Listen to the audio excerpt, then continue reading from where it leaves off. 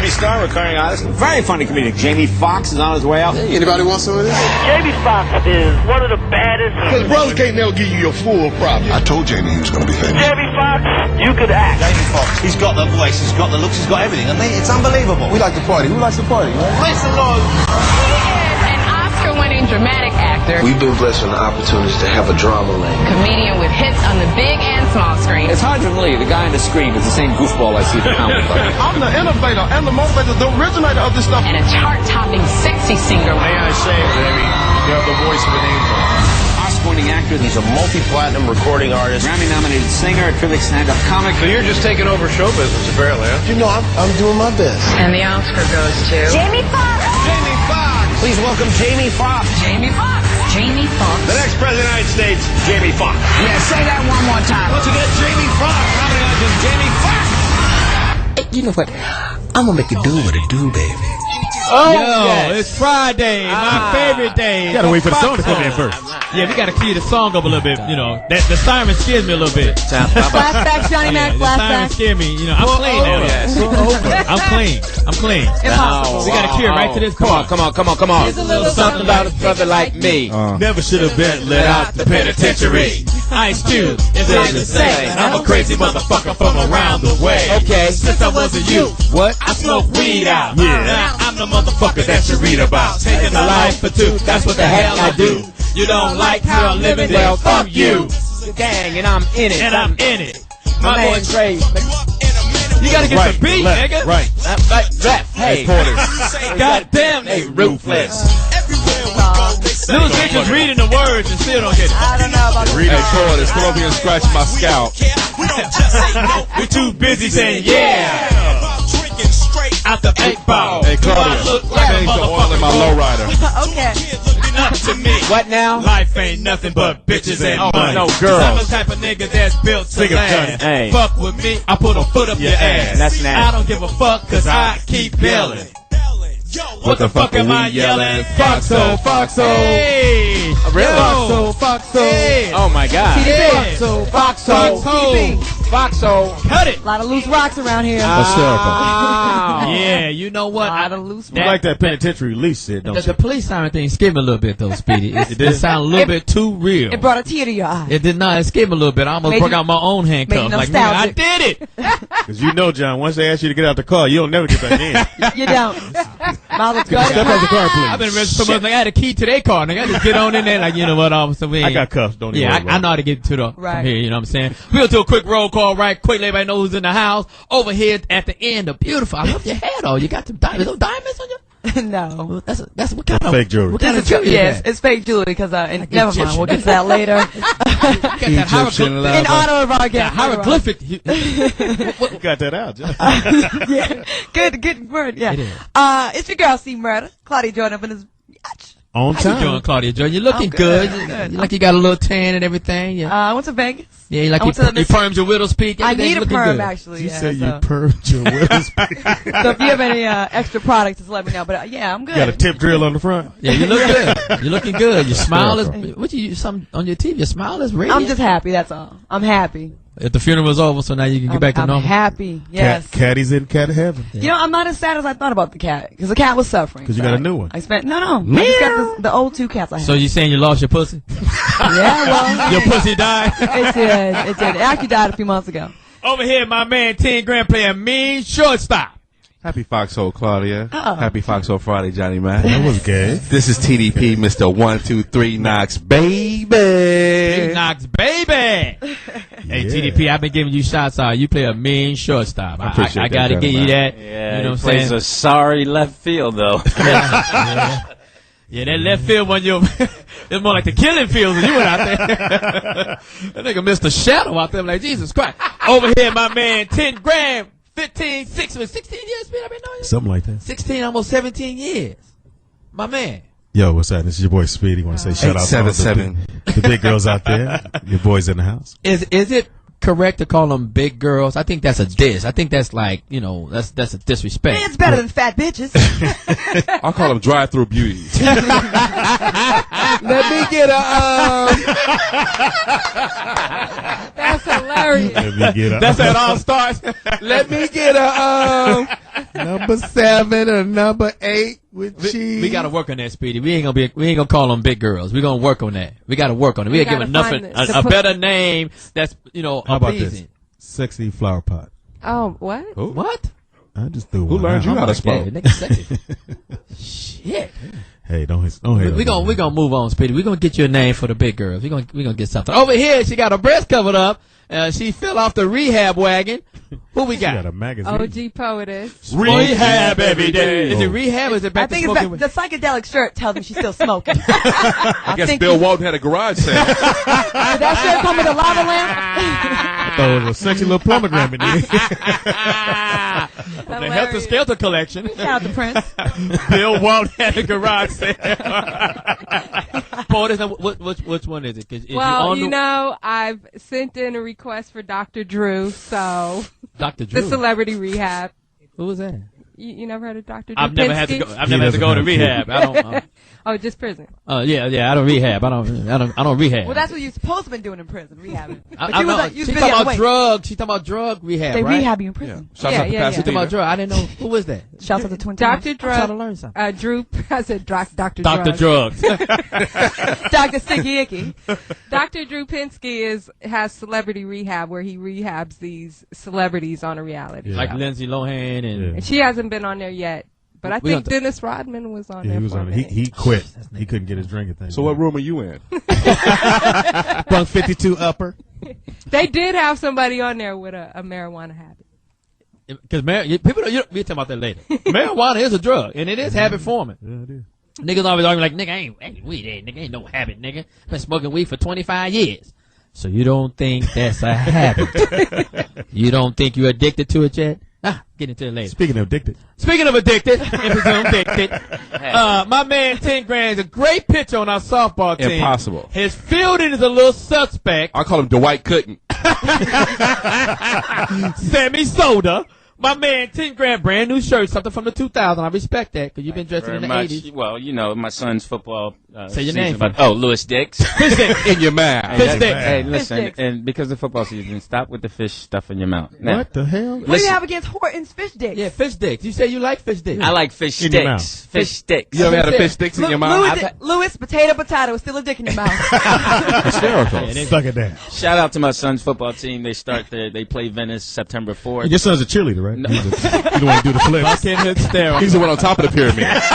Sponsored by Chevy. No, He's the dot on the I. He's number 3 wide receiver, 6'4", 180.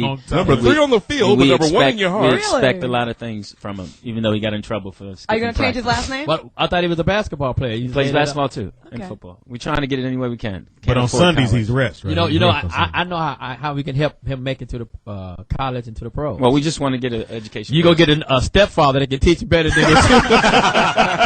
Teach him what better you doing, because apparently what you teaching him ain't working. So the judge from the Tiger Woods Ellen divorce trial cracked the gavel. Oh, shit. And the new host of the Foxxhole wrap-up show, who doesn't wrap it up, first name Johnny, last name Mack, middle name motherfucker. And when you see him in his long, beautiful robe, just say, there goes Johnny motherfucking Mack. And I do wrap up the tip. The tip is wrapped up. You can still get a disease You on the can't chest. catch nothing from the base. You can catch herpes on There's the base. nothing in the And base. crabs. Yes, you You can. can get crab man. Mack. Then I can catch crabs? Yeah. Yes. On the base. Speedy, I'll take that. It's a seafood platter. Yeah. Now, I keep some ice and some butter in my pocket. Just Keep it don't, fresh. don't spray no cologne on it. It'll sting? It go bad on it. Really? What happened? They get to run around. Motherfucker be bobsledding on your penis.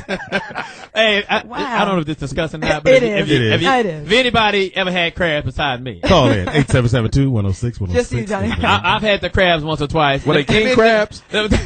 So your dick, you know your dick is like a bridge to the other side. When I tell you, Speedy, The deadliest catch. you cannot get rid of those creatures. And when I didn't even know I had crabs, Yeah, you did. I just kept itching. When you And was then with that sheep, you knew when you I had went to use the crabs.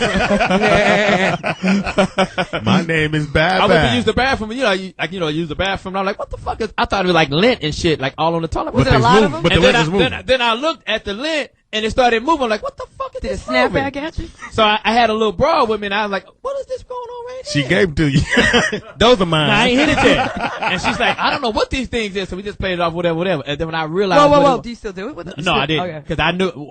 She didn't know what it was, but I figured, I'm like, nigga, I know what these are. As soon as she said, want me to go down and eat? Nah. I'm cool. Now that you got some rice and some sausage in your pocket. So I'm sure you didn't just have one of the girls. Did you? When you catch something, do you know who to go to blame it on them? So this is what I did. I called all of them? The hospital, and they have like a nurse you can speak to on the hospital. Right. And I said, I got these things. It's crawling around. They white, but it don't burn. It don't itch. You know what I'm saying? What is that? Pubic She said, louse? you have the crab. Like, I had a crab. How you get the crab? Then she said, come on in, Johnny, man. No, she told me to go down. She told me to go down to the CVS, and I went and get the shampoo. Blue shampoo. You got to throw your underwear away. But yeah, you got to throw all your underwear when you sleep in and do your sheets. But when they gave you the shampoo, they give this little bitty comb. It's a mustache comb. Right, Louis?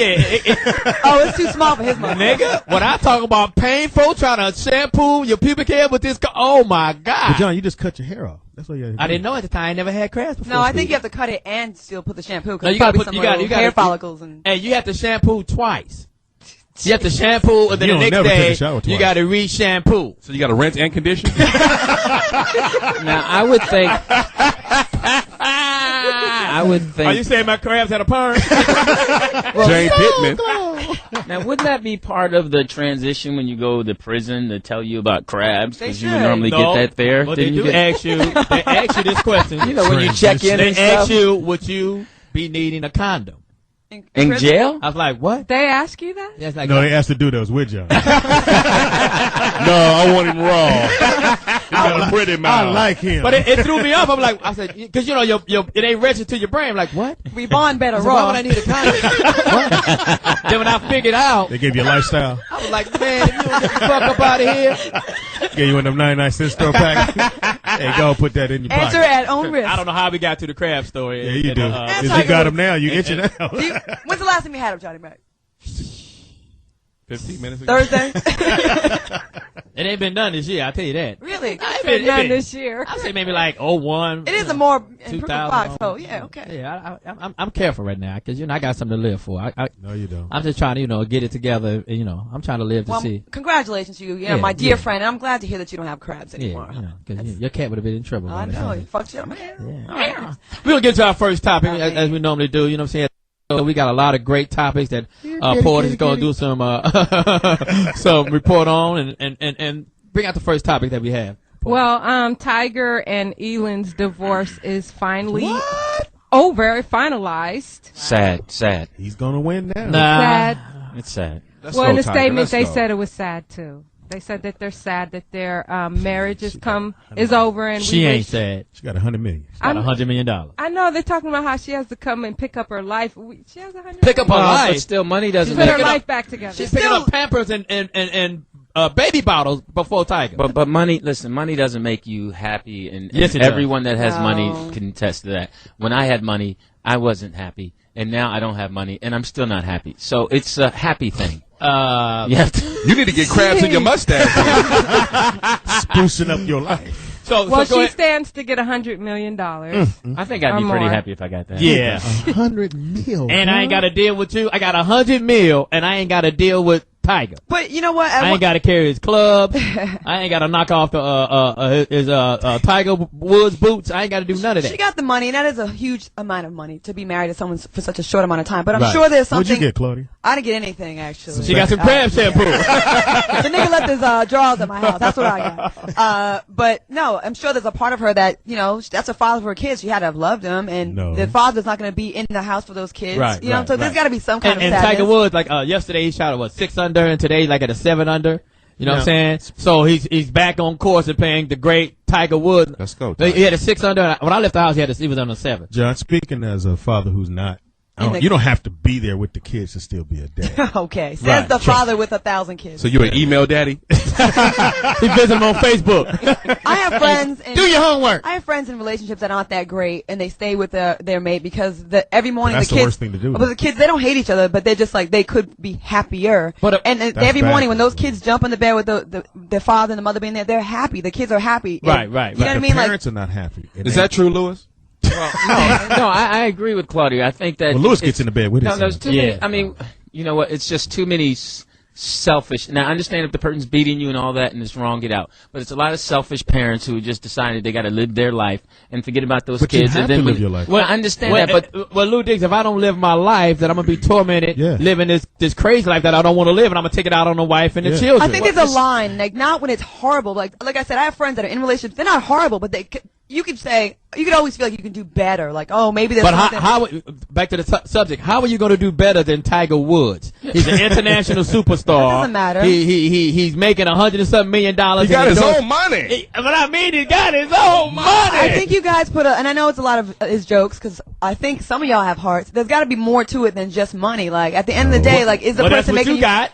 If it was nothing, if it wasn't more, something more than money, why did you take so much money when you left? Right. Well, I mean, that's par for the course, no pun intended. But I'm quite sure she was seeking some money as she got up out of this divorce. Well, the thing is, she deserves, what people might say it's a lot, but, they get what they get. But the bottom line is, he enjoyed coming home to her. She enjoyed it. Some other girl. It's that, he didn't enjoy coming home to her. No, you do what you do. That part of him is documented. But the other part that we don't document is the fact that going home to a family, seeing your accomplishments, seeing how it grows, it makes you feel stronger. That shit is overhyped, bro. Okay, it's not. I don't think it is. How do you feel about the whole situation? It's very overhyped. You guys make it seem like you got to be married to be happy. You can be happy and live by yourself. It's not a selfish thing. That's true. It's just that me and that young lady didn't get along. We have a child, but we don't get along. I'm not going to stay living with her just so the kid can see us in the bed chilling. That's not a healthy thing for you. Nobody forced this man to marry this woman. He chose to marry her. No, Lewis was saying that. We're not saying. No, I'm not saying that you. I just think you. If you are married, I just think for the children, go ahead and finish it out. What? Why? Well, that's just how I feel. I understand everyone else has their opinion. That's just how I feel. So why didn't you fix it? Okay, well, fuck how you feel. The person has the power who says they want to go. It's not the other person. So wants she was to stay. being selfish? So she wanted to go. Well, yeah, I think so. Yeah, she was being selfish to some degree. Whoa! I gotta jump in on this. Hold on 1 second. We're gonna let Poetess weigh in on it. Put your titties on it. I'm not really mad at $100 million. I mean, he's worth $1 billion. Yeah. So he got a nice deal. Yeah. That's you know what? And I respect that. I respect the judge that awarded her ridiculous. the $100 million instead of giving him half or whatever. And I believe that the lady should be accustomed to the lifestyle that she has right now because she do have the children. Right. But more important than the money, Tiger Woods is back to being Tiger Woods because the divorce thing and what she's gonna leave or stay was weighing on him. This nigga was shooting horrible golf. I beat him twice. This motherfucker, he lost in minutes of golf. He was the last what he shot a 13, a 78. The last was pretty bad. That's terrible. And for Tiger Woods, that's super terrible. Right. He's supposed to be in the top 5 at all times. That's why they pay him the money to be in the top 5. And he came in like 100 and something plays. Right. Well, I didn't even play, and I came in 97. I also one of the things I think gets missed 65, is that it's the little things you miss, like Tiger coming home and going upstairs to see his kid after a long day, getting up in the middle of the night. Well, what if he didn't do that? We don't know. Well, I'm sure, man. You do. Why didn't he true think parent. about that? Well, he didn't. That was his fault, and he has to pay the price. But I'm saying it's the little things you miss when you're not in the presence of them, burping them, getting up with them when they're sick. That shit is overrated. No, that's not. That's not. Those moments. Well, that's why your kids go crazy and you don't know what's going on with them because you're not around them. That's a good point. They went crazy because I didn't burp them? No, well, you might not know he's burping. You think he's choking. Christ. But no, it's things that I know about my children because I was like my hair around them. Small of my back. Because I was around them, and it's little nuances that I know that lets me stay connected with them. And if you're not around them, you lose those nuances. We're not talking about that. We understand, and that's a great point that you made. Your daddy said you're going to keep that ponytail when you came in. He knew you. Yeah, my father is a different breed. I love my father. I just don't like to visit him Great time dude. to time. Your daddy's hilarious. But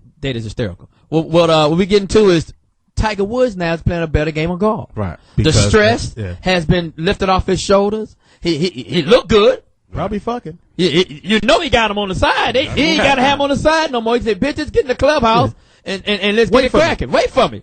I'll meet you at the 18th hole. Be down there with a sports bra and a jockstrap. Suited and booted. Suited and booted. I bet you had sex. Claudia, go ahead. My thing is this, and there's nothing wrong with a man wanting to be a playboy and be out there and have a gang of lovers and all those things. But it's like, why mess up someone else's life We talking about Tiger Woods. We're talking How about, did he mess up her life? Hold on. I'm going to get to that. How did he mess up her life? I'm going to get to that. You need to get that fast. Speedy, shut up. So Take the catwalk. okay, the woman did get money. Okay, she got a lot of money. She didn't know what she's going to get before she went into this marriage. But at the end of the day, she lost her husband. She lost her mate. Okay, so that's going to leave a mark. Did she lose the mate, or she gave up the mate? Yeah, I mean, it wasn't like he was in a tsunami. He's still around. He's not her husband anymore. And when a woman has kids, some men like to consider that baggage. And it's not as easy to. You don't have no kid. That I ain't don't baggage have if kids. she has $100 million in Thank the bank you. account. She has celebrity status. She can go anywhere in the world and be welcome and treated better than she was at first, better than what we're going to get treated. So she got a lot of things besides money. I don't know. Call me old-fashioned. I still care. No, we'll just call you old. Yeah. All right. Call me old-fashioned. Call me old. Call me whatever. But at this table, Lewis and I are the only ones who tried to go down that path. You may call it a failure. Hold up. But hold on, Claudia. You may call it a failure. Claudia, we talk about Tiger Woods. I know that, but I'm saying you may call it a failure, but there are some people out there that have that idealistic view, and she may have been one of them. We don't know if she was just in it for the money or if she really was in it for love. So I'm just saying, let's just not put so much emphasis on the money. 8772. It's a broken family now. The judge, it's not a broken family. It is. That man would still love his daughter and treat her accordingly. And he son. still would, the children. still a broken family. He still will go by and visit that child. That child will still have a privileged lifestyle and everything that he could do. Like you say, burping. He won't be there for every burp, but he gonna be there to feed the child and nurture the child like he should. I mean, I'm like TDP. It ain't like Tiger Woods just fucking went to Afghanistan and built a sand castle somewhere. He's still right in the child's life. What you trying to say? No, it's not. He's still right in the life. It's not the It's same. not the same, but it can be is the better. same. It can be better because now he ain't got the stress and he got to hide who he really is. And there's no way you can think that it's better for a child. I didn't not say to it was see better. Not to see his parent every day is not better for them. And now it might be better for someone else, I'm sure, but not the child. Yeah, but you got to figure, Lewis. You're taking it. You're not taking it into. He had to work. He's got to go to work. He's got to go be on the golf course. Yeah. He's going to be away. He wasn't there Before- burping the child anyway. Yeah. He was off on so the golf all that course, stuff he's not winning going his to money. see, Lewis. He ain't no stay at home. The life dad. you're talking about is a dude that's homeless, and he said, "Baby, you go work, and I'm gonna stay home." Right. Lewis, it's pointless with these heathens. No, hey, It's pointless. We're going to take a quick break and come right back. What? And we're going to pick up the Tiger Woods situation, get our thoughts together. We're going to take a quick break and come right back. Let's go, Tiger. Call it. Yo, we're back here at the Foxxhole Live. Bitch! Beautiful. I don't say I love the unity. That was I love that. Lady. You like saying that, don't you? I like saying bitch. I like that. We're I going like to calling guys bitches. go to Lou Dix right now for the BMW. Hey, It's the hello to my BMW. friends and family. It's Lewis Dix from the Foxxhole, and we're excited here at the Foxxhole. The Talking BMW in 5 third person. Series Gran Turismo is the new BMW that I've been driving around L.A. this weekend. Now, check it out what I did. I took my daughter and her little friend Javier on their first little date. Javier. I know, it's this little Spanish boy, but look, my only problem is she's struggling in Spanish and she's going out trying to call somebody named Javier. It doesn't work. But so I drove them in the BMW. She's I took great them at to El the Polo movies. Loco, though. No, this is their first little date. Now, I drove him in the BMW 5 Series Gran Turismo. Now, it was awkward at first, but after Javier saw the technical stuff that was going on and how my seats came up and back, he was just into it. So now we hang out, and he tells me the truth about my daughter and their little awkward dates. So thank you, BMW North America. I now have Javier in my sights because I took him for a ride. I don't know how I feel about that right Does now. that sound freaky? Did you have your pajama top on and candy in your lap? I'm like, why did you have to go on the date? Well, because I'm the father. I chaperone. She's How old is your 16. daughter? She's 16. She's old enough to drive? Yeah, but she's 16, and I chaperone her dates until she's 18. She don't have a learner's Oh, my permit? God. She's never going to have a pregnancy scare dealing with you. I'm telling you. Hey, man, that's But Lewis will. that's She ain't the way- gonna get crabs that way. OG Poetess, what you got for us? We want to send a shout out to Bud Light with superior drinkability, that just right taste, not too Line. heavy, not too light. Line. Goes and the great with unique fish. ability Dicks. that elevates good times with friends. Bud Light is fun, social, and the perfect beer for bringing people together. That's right. Bud Light's drinkability, that just right taste, not too heavy, not too light, is what sets Bud Light apart from other light beers. That's You right. know what Bud Light should do? They should take your shirt and put it on the bottom. That's like that shirt is on. And let everybody know fire. you're on It an will acid draw trip. attention. Yes. Dude, look at that Yeah, bottle. that's a nice bottle, man. Hey, look, turn it up. Let's see what happens. Kegger, man. Kegger. Got two bumps in the front. You bought that shirt at Woodstock? Look how her bottle flows, dude. You bought that at Woodstock? I'm just feeling colorful today. And she got the colorful earrings. Earrings, the bracelet, the necklace. It's the sure sign of a good time. That just right taste of Bud Light. Here we Here go. we Well, go. Here Lewis we is go. looking at POTUS Here we kind of go. like, He said he had a dream about me last week. 877-2. Was it foggy? Just thanks for telling everybody, Poets. I told you. In Whoa. 549, man. You had a dream about Portis? It was up in smoke. Was she wearing your mustache? I mean, we were just sitting there last week. I was like, hey, I had a dream about you. I didn't mean for it to get all out. It was a decent dream. what happened in the dream, in the Lewis? Did you hit? Well, none of y'all business. It was cool. But you brought up the dream. You ain't Little gonna tell me. pre-com. It was nice. We hung out. She How long likes was your sports. dreams, motherfucker? We had tacos. Oh, God. It was great. Fish tacos? Oh, Speedy, that's nasty. Shouts out to Red Snapper. Damn, so even in your own dream, you didn't get any? His hand did. I'm glad you won the Inception. So Claudia, you had made an interesting comment when we went on break about the Tiger Woods situation. We're gonna let you close out and give your last statement on how you feel about the Tiger Woods thing. So say your I just don't last- want to be with the same passion that you had. We was on break. No, I'm cool. I just don't want to be Understood. understood. I don't in any way, shape, or form, encourage people that are in an unhappy relationship to stay together for the sake of the kids. Right. But I think when a man just being greedy and just wants some ass on the side, and he's happy with his wife, then that's being selfish. That's all I mean, Speedy Gonzalez. And the problem I have with you two is that you guys are trying to make it seem if you're not married, you're not happy. No, Right. no one said that. Yes, You he didn't is. listen- Yes, No, I didn't say. I didn't say. I you're thought not. Claudia was closing this out. Oh, my bad. Exactly. Well, I went to Speedy. Y'all get let Speedy get his in because we got a very, very special phone call coming in right now. It's my man 10 grand. Now can't nobody shine the light on it like this young man gonna shine the light. This nigga shine the light like he's been to the sun himself. And he's married. My man 10 grand all the way from New York City, Iceberg. What up, What up? What up, man? What up? What up, Hey, baby. I'm gonna be real serious for because this is something close to my heart. Wow, you play Now, He's married. I'm gonna be real serious, yo. I've been in a relationship for 19 years with the same woman. I got 3 kids. I got 2 little girls. I got a son that just turned 18 and graduated. There's no way in hell I could see some next man come and try to fill my shoes. I'm not saying you stay with somebody if it's abusive or something like that. But yo, people is bailing out too fast. Do people listen to the vows? I vow to stay with you through thick sickness and health.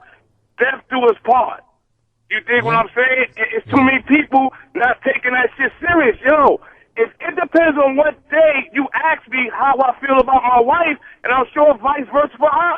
We have them rough spots. But when I know somebody's really down on me and loving me and a good mother to my kids, I want my kids to have what they say black families can't do. I like that black love. I like to see the Barack Obama and Michelle. And you're going to see Iceberg and Miss Iceberg. We going for 50. Oh, that's beautiful, Here. Bird. You know what? Who is this on the phone? This is not Iceberg. That was the tip of the iceberg. I feel him. You know what? I'm a roll with Iceberg. Yeah, See? sickness and health, death do us part. He said richer and poor, sickness and health. And he said unless it's I'm about to abusive. say anything about golf. I don't know. And he did say unless it's abusive, but I think he has a point. People do bail too quickly. Like it just gets a little bit Like hot. your man bailed on you He 2 didn't- weeks into the marriage. Well, he didn't bail. He was actually being unfaithful the whole time. Since you want to go there, we I'm can go just there. saying, he left you 2 weeks into the No, I shit. changed the locks twice and I filed for the no. He left, the Get it cat straight. left. This Get is it the straight. bullshit. Yeah, girl. Hey, that was funny as hell right there. Get it straight. That was funny as hell. But you know what? I'm a roll with Iceberg. Got to. He made some good points. He just changed my mind. What he said, and that's the truth. You got to stick with it through the good and the bad, for the rich and the poor. What else does it say, Lou Dix? Sickness and health. Sickness and health. What Death else? do us part. Death do us part. Love, honor, He no texts you, bad. she texts him. I'm asking you. Yeah, well, I agree with Iceberg. I mean, surprisingly, I appreciate what he said. And I think it's true, man. When people are bailing out too quick, and people are getting divorced because the husband snores or something like that. Have you ever been around a motherfucker that snores? Well, Yeah, I'm that'd drive me. Female? Yeah. Not cool. I'm just saying Oh, that my God. we Oh, wonder what's that's bad. going on with the decisions that our kids are making. and they're what they got to making do with the kids. Everything we do, fuck them kids. God damn. Well, because everything don't go back to the kids. Wow. Everything ain't got to be. The parents got to live too. And everything we talk about end up with the children. We talk about Tiger Woods and his wife. But that's a part of the family. The kids are a part of the family. I want to hear the rest of Lewis's sentence. Well, my thing is this. I think it is true that once you have children, they become the focal, most important part of your life.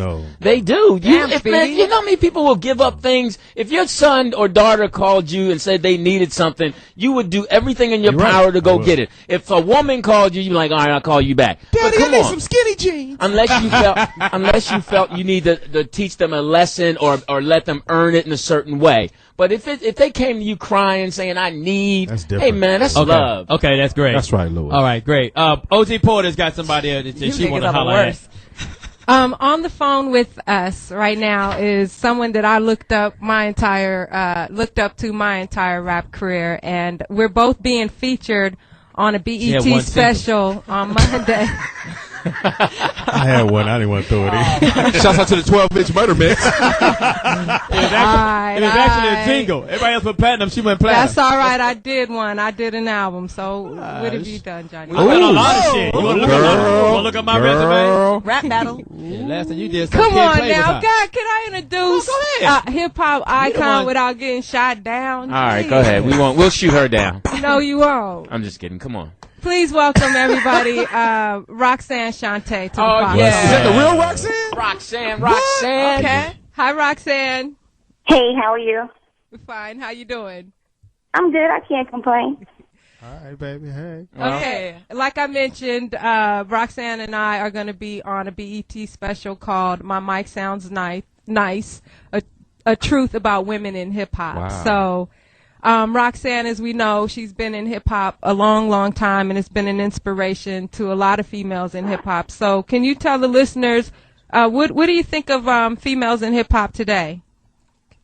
I think females in hip-hop today are definitely a reflection of what you see in the streets today. You can see from their attire, from the lyrical content that they have.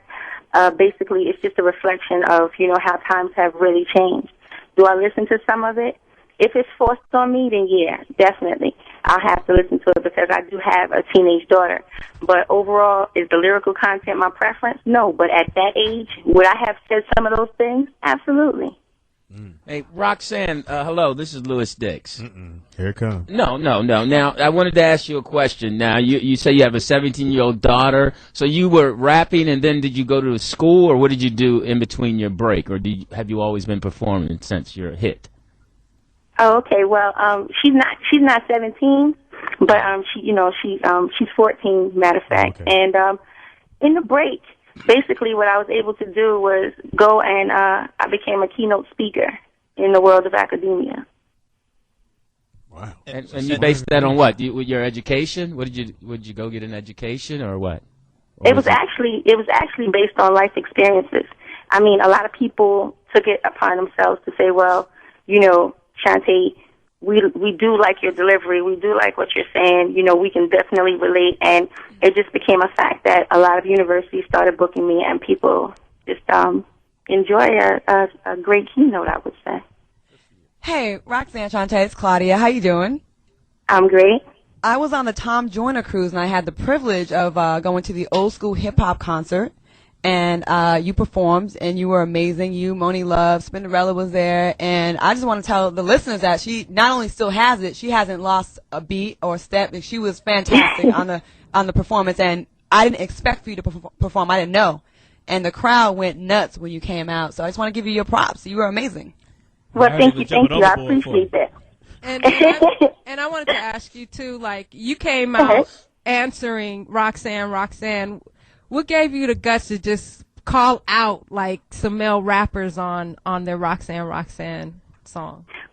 Well, honestly, it was just for a freestyle. It really wasn't a fact of me knowing that it was going to be an empowerment for women in hip hop. No, I did it for a pair of Sergio Valente jeans. I'm gonna keep it real.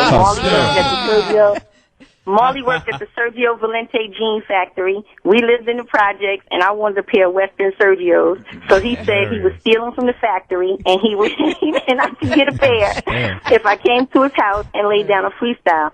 So he actually played the big beat, which is the beat under Roxanne. So I did a freestyle on the big beat, and it started off with, well, my name is Roxanne, and that's how I became Roxanne Shanté. But it was for a pair of Sergios that I never got. All right. Well, what would you do for a Klondike bar? my boy Speedy got a question. How you doing? This is Speedy. Do you plan on getting back into the business, or are you done rapping it, period? You know, I won't do any more records. I won't do any more albums or any other projects, you know, require me having to lay down rhymes or anything like that, mainly because I enjoy being a legend. I understood when my era was my era, and I'm the best Shanté that I know of. So because of that, I don't want to do any new projects. I think a lot of other rappers or even entertainers could have still been legends or icons had they not did that one last project. Because, you know, it's that one last project that'll really get you, you know what I'm saying, caught up, where people no longer remember the great things you've done, but that last thing you put out. So I'd rather have it where people ask me, why don't you make records, than to ever have somebody come up to me and say, why do you? Okay. Roxanne, you're so inspiring. I wanted to ask you, I was watching something and you were talking about Warner Brothers and your deal and how they had education in that. Can you tell us about that? Yeah, absolutely. Warner Brothers, they came up with a contract because I was part of 3 companies called the WIA system, which was Warner Electro Atlantic. And that was just a way of being able to totally take advantage of a young girl straight out the group home, straight out the projects, with a whole lot of empty promises. So, yeah, they told me, oh, don't worry about it. We're going to give you a tutor on tour. Not only did I not get a tutor at that time, but I wound up having my first baby within a year of becoming Roxanne. Well, you learned something. Okay. And then what happened? And so, after that, after years of, you know, getting tired of touring and everything else, I decided to return back to school. So when I returned back to school, I did use a clause in my contract that allowed them to pay for my education.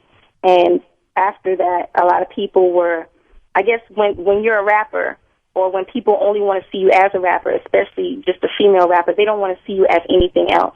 Wow. So with that being said, so many people, even to the fact of me needing to show proof or people wanting to see things, you know, everyone was like, well, you know, we want to know what names you used, and we want to know this, and we want to know that. And I don't owe hip-hop or anybody anything for me to have to justify things like that. Meaning, you didn't hear any lawsuits, you didn't hear anybody coming after me, you didn't hear anybody saying that I did anything that was misleading or anything like that. Instead, you just seen a whole lot of nasty blogs, and people took them and ran with them.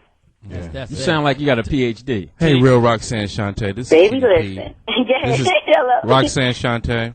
Go ahead, Yes, This sir. is TDP of the Foxxhole. Were those Sergio Valente straight leg or boot cut?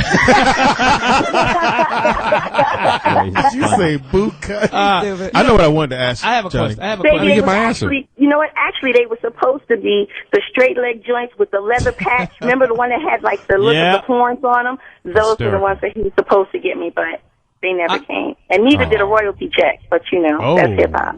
I have a question, and I don't know if it's a question, more like a statement. When you were saying that when you're a female rapper, people don't want to see you do any other thing besides rap.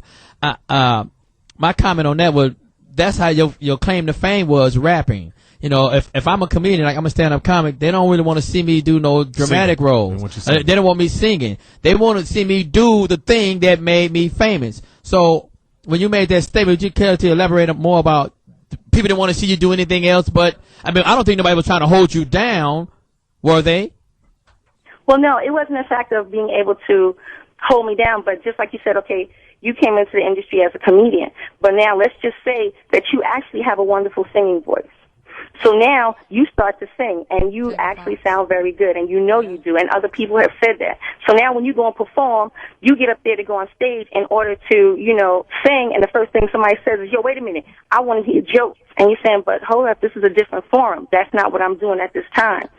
So then they feel like you want to shy too far away from what has made you famous, when in all reality, you're just saying, understand my growth, you know. I was young when I started, very young, you know, so being young, being black, being talented, and also wanting to go and pursue other things, allow me that door peacefully. You know, why must it be so difficult? We're speaking to hip-hop legend Roxanne Shanté. The real. And we're both going to be on BET's My Mic Sounds Nice this Monday at 10 p.m. Eastern Time. And Roxanne, anything we can look forward to? Maybe not a new rap career, but anything else? Can we get a quick battle? Well, mainly I feel like maybe it'll be time for a book coming out soon because I could not have told the story without last year's storm. So I feel like maybe it's just about that time now for me to write that. That's dope. What's the rhyme for? Can we get a battle? We gotta go. Thank you so much for the call in, Roxanne Shanté. You will always be a legend. And Sergio Valente. I hope legend. you still got those Sergio Valentes. Boot cut. Yeah, boot cut with the leather on the pants. We're going to send you a pair. Okay. We're going to take a break. Right? We're going to take a break and come back to the Foxxhole Series 106 XM 149. Yo, we're back. Foxxhole Radio. Foxxhole Radio, Series 106 XM 149. We got two more very special guests. Before we get to that guest, we're going to go to Lou Dix. Did that guy just say something? Okay. We're going to Louis Dix. Louis Dix. He did. Louis Dix, please. Hello to my friends and family. All two of you. It's Louis Dix from the Foxxhole, and we're excited here at the Foxxhole. And his mustache. Hey, listen, the BMW 5 Series Gran Turismo is the new BMW that I've been driving around L.A., and it rides well. This weekend, I took my daughter and her little friend Javier on their first little date to the movies. I don't know what they saw, but I waited for them. She was mad. I drove around the BMW, and it was awkward at first, but Javier started liking it, and him and I now are friends, and I'm really happy. You waited outside of the theater while they watched the movie? Yes, I did, so they wouldn't sneak off. You're a stalker. I'm not a stalker. I'm a parent, man. Well, there's I'm a not lot of gonna play. things you can do in the theater, so I'm sure No, I told Javier. I took He him probably for a got walk. his. Don't worry about it. No, we sat in the car with the light off, and I told him don't touch her below the waist, I'm and sure her he listened. hymen better be there when she goes to her next checkup. God! Wait a minute. Okay. I was just joking. You just Can you made be it real inappropriate nasty. to your own daughter? I don't think you're supposed to talk about that with your daughter. I'm not. No, what are you talking about? That's a medical term. It is. It's A hymen. I know what it is. I mean, if kids. Ain't that when you're choking on something? No, it's a That's the thing. Heimlich. Oh, okay. Speedy would relate it to food. He would Which could be sexual too. Wow. We're gonna go to the OG Poetess. Well, That's right. Her single's coming out. Bud Light with superior drinkability. That just right taste. Lava lamp. Not too heavy. Colorful beats. Not too light. And unique ability to elevate good times with friends. What's that? Bud Light is fun, social, and the perfect beer for bringing people together. Turbo. Oh, Yes. dude. I feel like when I see this shirt, there's beads hanging everywhere. Yeah, you want to go through it. It's a Claudine, get in Somebody here. light it in, Free say. Dick O'Malley or something. Jive turkey sucker. Bud Light's drinkability has that just right taste, not too heavy, not too light, and it's what sets Bud Light apart from other light beers. Right, Johnny Mac? Hey, I love it. I line. I Give like me the how line. Your shirt just lays on your shoulders. Oh, Nice. Can't God. I like how I lay I'm in the scared front. of Louis Dix It's now. laying in the front. He has one the same color as his crib. It's just the bottoms, though. And the matching cape. It's a sure sign of a good time. Always on the Foxxhole. The just right taste of Bud Light. Here we go. Here we go. go. Here we go. And Poetess. Poetess is a renowned, world accomplished rapper. She's a what? She let us know that she had an album that came out. No, she let you know. God. Yeah, she let tried me to know. clown. I That just was said 20 years ago. I like when she I'm get saying. focused. She said, "Motherfucker, what have you You done?" done. Yeah, she cracked on you hard. Sure did, John. that don't really bother me because You got a record, but it's penitentiary. Yeah, same thing, Speedy. A record is a record. You still got to play it. Your record on paper. we have some great guests in the house. You know what I'm saying? One is a great, but they're both great friends of mine. And I've been knowing this young cat, man. He sings, play the piano, the said he couldn't bongos, sing, whatever. John. No, he can sing. Oh, Here we go. You said. I'm gonna get into it Why right now. is he here? You can see him on you can see them both on Young and the Restless. My man Darius McCrary and my man Kristoff Hey, what's up, Saint. y'all?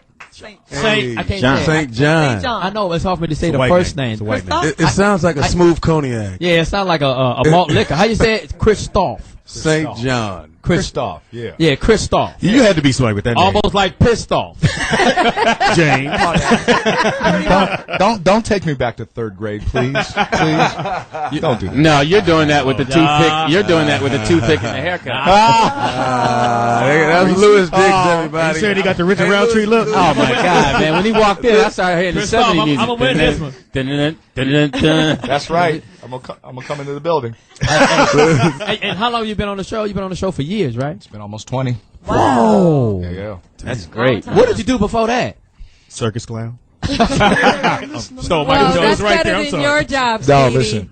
Delivering flowers. I was working from the age of 7, just like this cat Darius, man. I started when I was 7 years old. Wow. You started acting at 7? Yes, I What was did. your first gig? My first gig was an episode of That's My Mama. Wow. You was the light-skinned kid. Yeah, Clinton Wow. Davis. I sat in I sat in a barber chair. Speedy, you got said a that like you got a problem with light-skinned brothers, man. You do. Can't we all just get along? Yeah, Speedy. And he loves Coming from a dark skin. New hairline. Hey, man. Did they come with the hairline? It is what it is. You got on a hat, man. I want to see your hairline. Because you didn't get a haircut. At least I got a cut, nigga. He is getting his cut. And you recently joined the show also, right? I did, yeah. As a dark-skinned guy? As a dark-skinned guy. I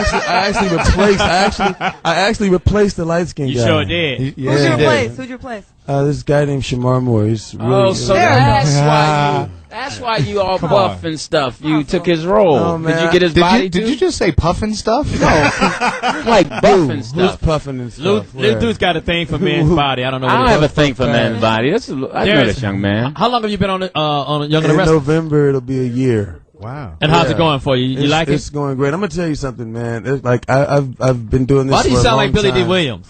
No, let my arm fall off. Billy D is a little smoother, man, a little bit deeper. I don't know. You smooth. I'm working on it, man. I'm taking lessons from Kristoff, man. This dude right here, I got on his show, man. He really, we've known each other for years, but it's a pleasure to be able to work with cats, man. Who are really serious about what they do, Right. and that are really talented, And usually, man, in our culture as African Americans, we usually have what I call a sucker complex. Where we be afraid to hand it down or to pass on knowledge or to be there for each other. Right. Like when I see brothers like Kevin Garnett and Paul Pierce that are able to come together and really play, and you talking to the people that lost this year? It don't matter, man. They were playing since Little League. I mean, can you at least pick the winners? But I'm gonna just say this though, But that's his team, though. He's green. My team. He's green. I am, man. Go green or go home. Well, y'all did go home. No, yes, you did. Well, we'll see. I'll see you this year. We'll see you this year. You know what y'all did? Because we coming out the East. I know they're gonna be the boys in Miami. Hey, Chris Bosh and them. Because see, the problem is not gonna happen on the court because they can play together. The problem is gonna be in the club. Yeah, I said when that. the women start choosing. I said that. Yeah, I said man. that. They You know can what get I'm mad saying? at that. But see, we don't have that problem. You know what I'm saying? We don't have that problem because we play together, we roll together, we act together, man.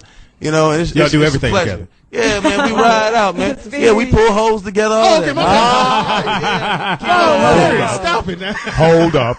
Well, Darius. now he was at R&B Live. Darius did R&B Live. I gave you a hole. Yeah. Aren't you married? He gave me a nice The little Superhead? layup. Johnny Mack. No, hold on. Her name is Corinne Steffens, okay? This time. And I've renamed her. What's her She's new no name? longer Superhead. She's advertising. No, stop it. That's my, hey. Her name is Miss Good Pussy. Wow. God damn it. You are Billy D. Williams. Darius, are you still married to her? I'm working on my third Why divorce. the name change? Because the pussy is better than the head. Hey, can I ask you a question? That's your wife you're talking about. But can I ask you a question? I'm working on my third.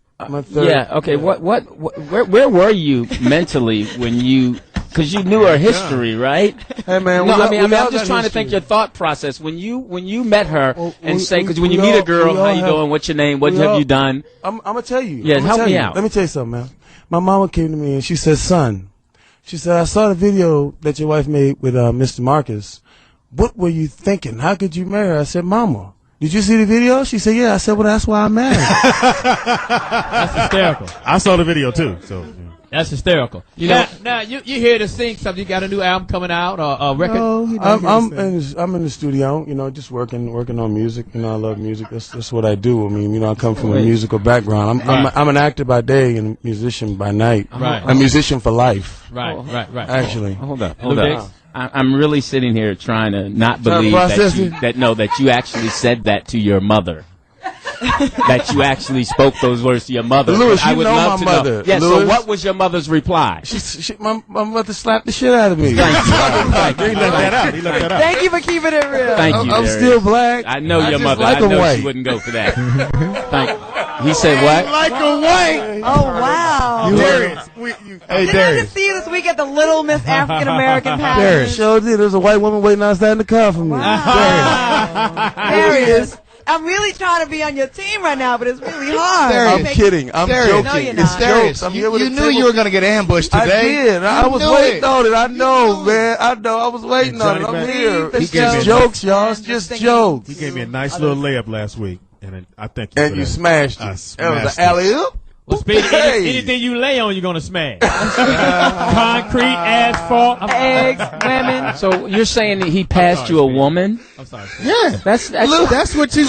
No, he goes, Speedy. There's somebody. I'm on stage and I'm hosting. I'm E. Murphy upstairs. And he goes, there's a young lady back there that wants to get with you. I said, okay. You should have been nervous then. But Yeah, you know right what? there. But Darius, that's not appropriate. That okay? is appropriate. That is You not. know who you remind me of right now, Louis? Who? Anybody got any clear glasses we can put on and pull your pants up and put some suspenders on them and let me hear you say, "Did I do? Could you do that?"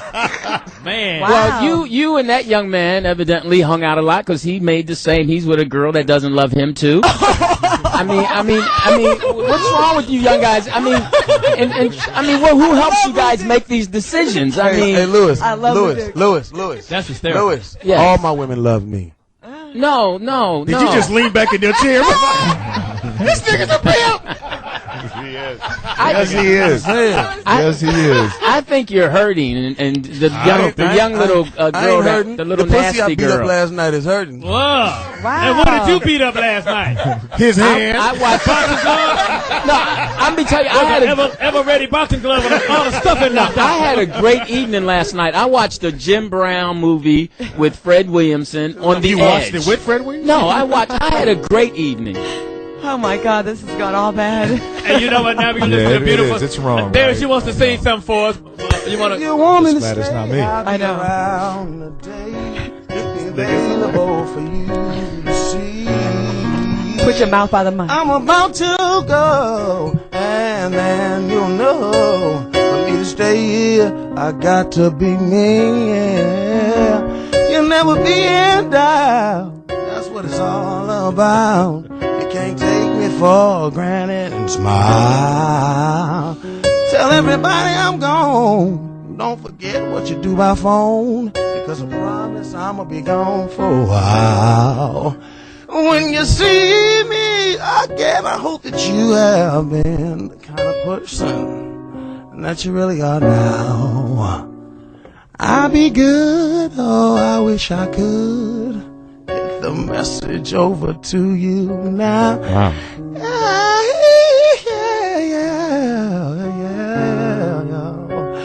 Oh yeah.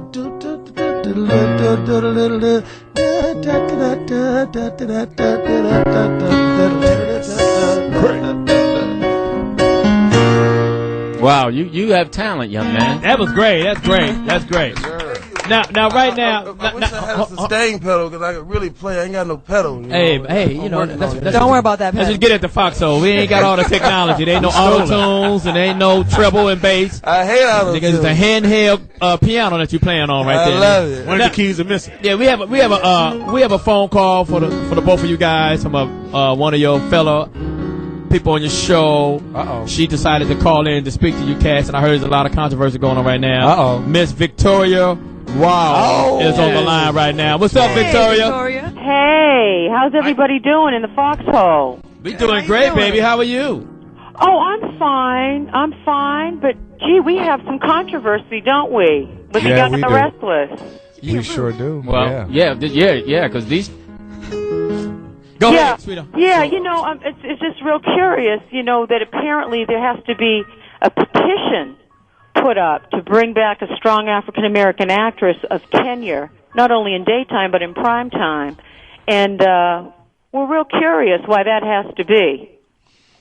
Well, hey, now, what happened? I'm going to defer to Kristoff because I'm a rookie. Listen to you. You know what? And then I'm going to the rookie defer, on the squad. and more power to you, brother, on the show. But I'm going to defer back to the question that was about to be asked.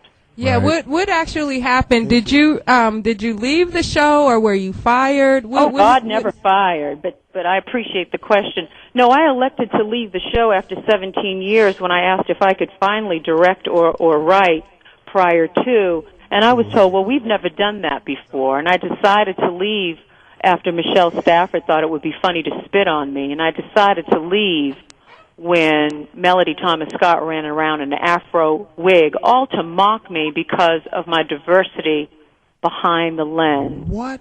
I've never heard that story. No, and you're not going to. That is so fucked up. It is. No, I'm for real.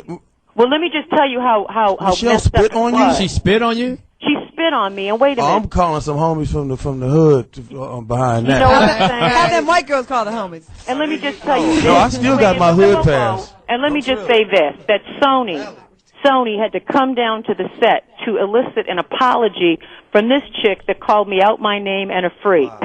Right. Now, what really bothers me is that the African American audience is the predominant audience on The Young and the Restless for many years, and why are we pulling out about $130 million per year, and we can't put our girl, Victoria Rowell, back on that show? Well, I'll tell you why.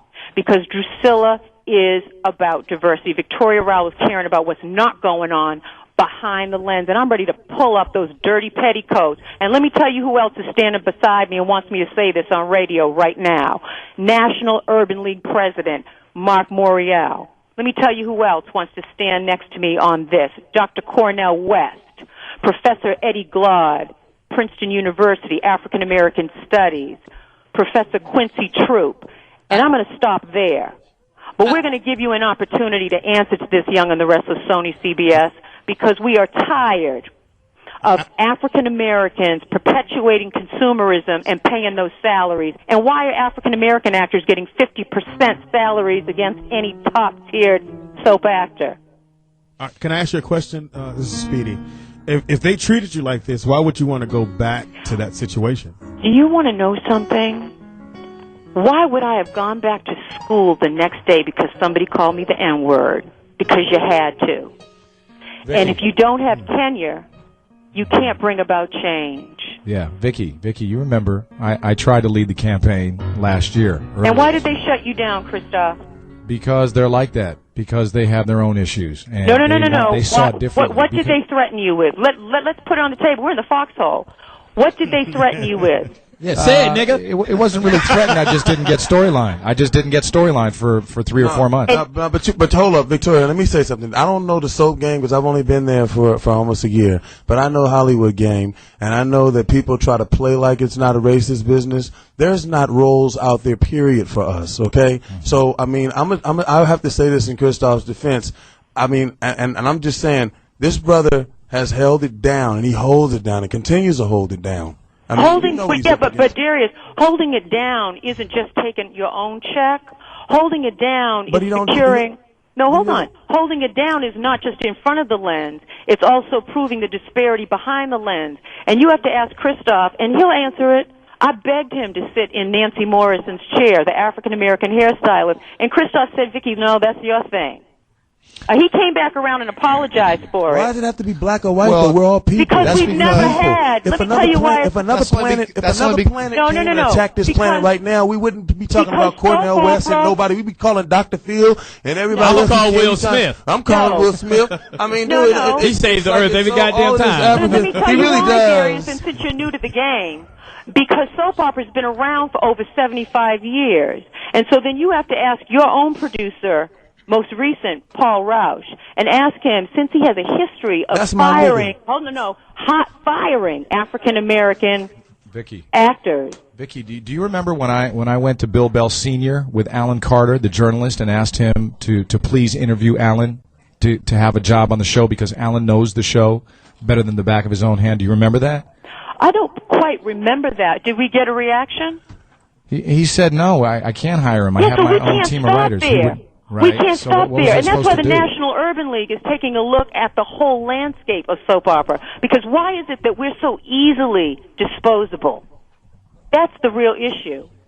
Why haven't we, in 38 years on The Young and the Restless, never had a black writer, director, or producer? Let's just ask the question. Black people can't read. Hey, listen, they're afraid of lawsuits. They're afraid of lawsuits now. You remember what happened with Nora? You remember what happened with that? They're scared. They're scared to death. Are you saying that you are you conceding to terrorism? Well, if that's what you want to call it, That's I mean, what it it is. could be. You're talking about fear? Don't answer that. That's a trick question. She's trying to send off the blinking lights on your phone, man. She's talking about fear, but it's a serious issue. I want to ask. Hello, Victoria. How are you? I'm good. That's Urkel, Victoria. That's Louis Dix. Oh, yeah. This is Louis Dix. I want to ask you a question, and I wish you well in your fight, but I do want to ask you some questions. When you started, I'm just going to go to 5-year block. In your first 5 years, you noticed things that were going on that you wanted to achieve within that business. Were you taking steps in your 5-year period, your 10-year period, or your 15-year period to make that happen? Of course, and not only there, but in all that I do, whether it's as a ballet dancer, whether it's in prime time, whether it's in daytime, I give it no less than 100%. You're an awesome woman. Right, but what I'm asking is that you said that the woman spit on your face. Now, that's assault. No, spit on me. Okay, so if someone spits on you, that's assault. Okay. Also, if someone mocks you, all that did black you go, anger and whooped her relax. ass. I don't know what you want, some true blood, boy. It was while the cameras were rolling. Yeah, now this is while the cameras are rolling. So wait, what I want to know is because I'm looking at a young person listening to you, trying to see what's the best way to fight this. Well, I think the National Urban League let me University is a great way to take the baton, raise the bar, so that we have a very high-minded dialogue about daytime period, that is daytime drama. Right, but what I'm saying is that you are in the inside of this business for so many years, 17 years, along with Kristoff. You have to learn how to fight them with their weapons. I mean, you now are calling in Cornel So what West. is it that you're saying? Well, what I'm saying is that there should be another strategy other than getting everybody riled up so people lose jobs because you chose to leave. You chose to leave. Right. You chose to leave, Victoria. Now you're causing a fight. May I respond? Yeah, go ahead, baby. Let me tell you, after that incident and prior, there were other supporters, such as the Los Angeles Urban League. There was Vic Bullock with the NAACP. There were other people. The union came down to the set to address issues of disparity. Right. So don't think that this was just all of a sudden. This has been Victoria Rowell almost single-handedly, but there have been people that have been collectively watching this behavior and not appreciating it. And now it has simply come to a climax. If we had gotten her back on the show, Vicky, if you'd have come back to the show, I don't think Desert Storm would have come out like it has now. And I swear I tried with everything I had. I talked to you-know-who, Maria Rena Bell. Maria went to other people. Those other people, we know who they are. They can remain nameless unless you want to name them.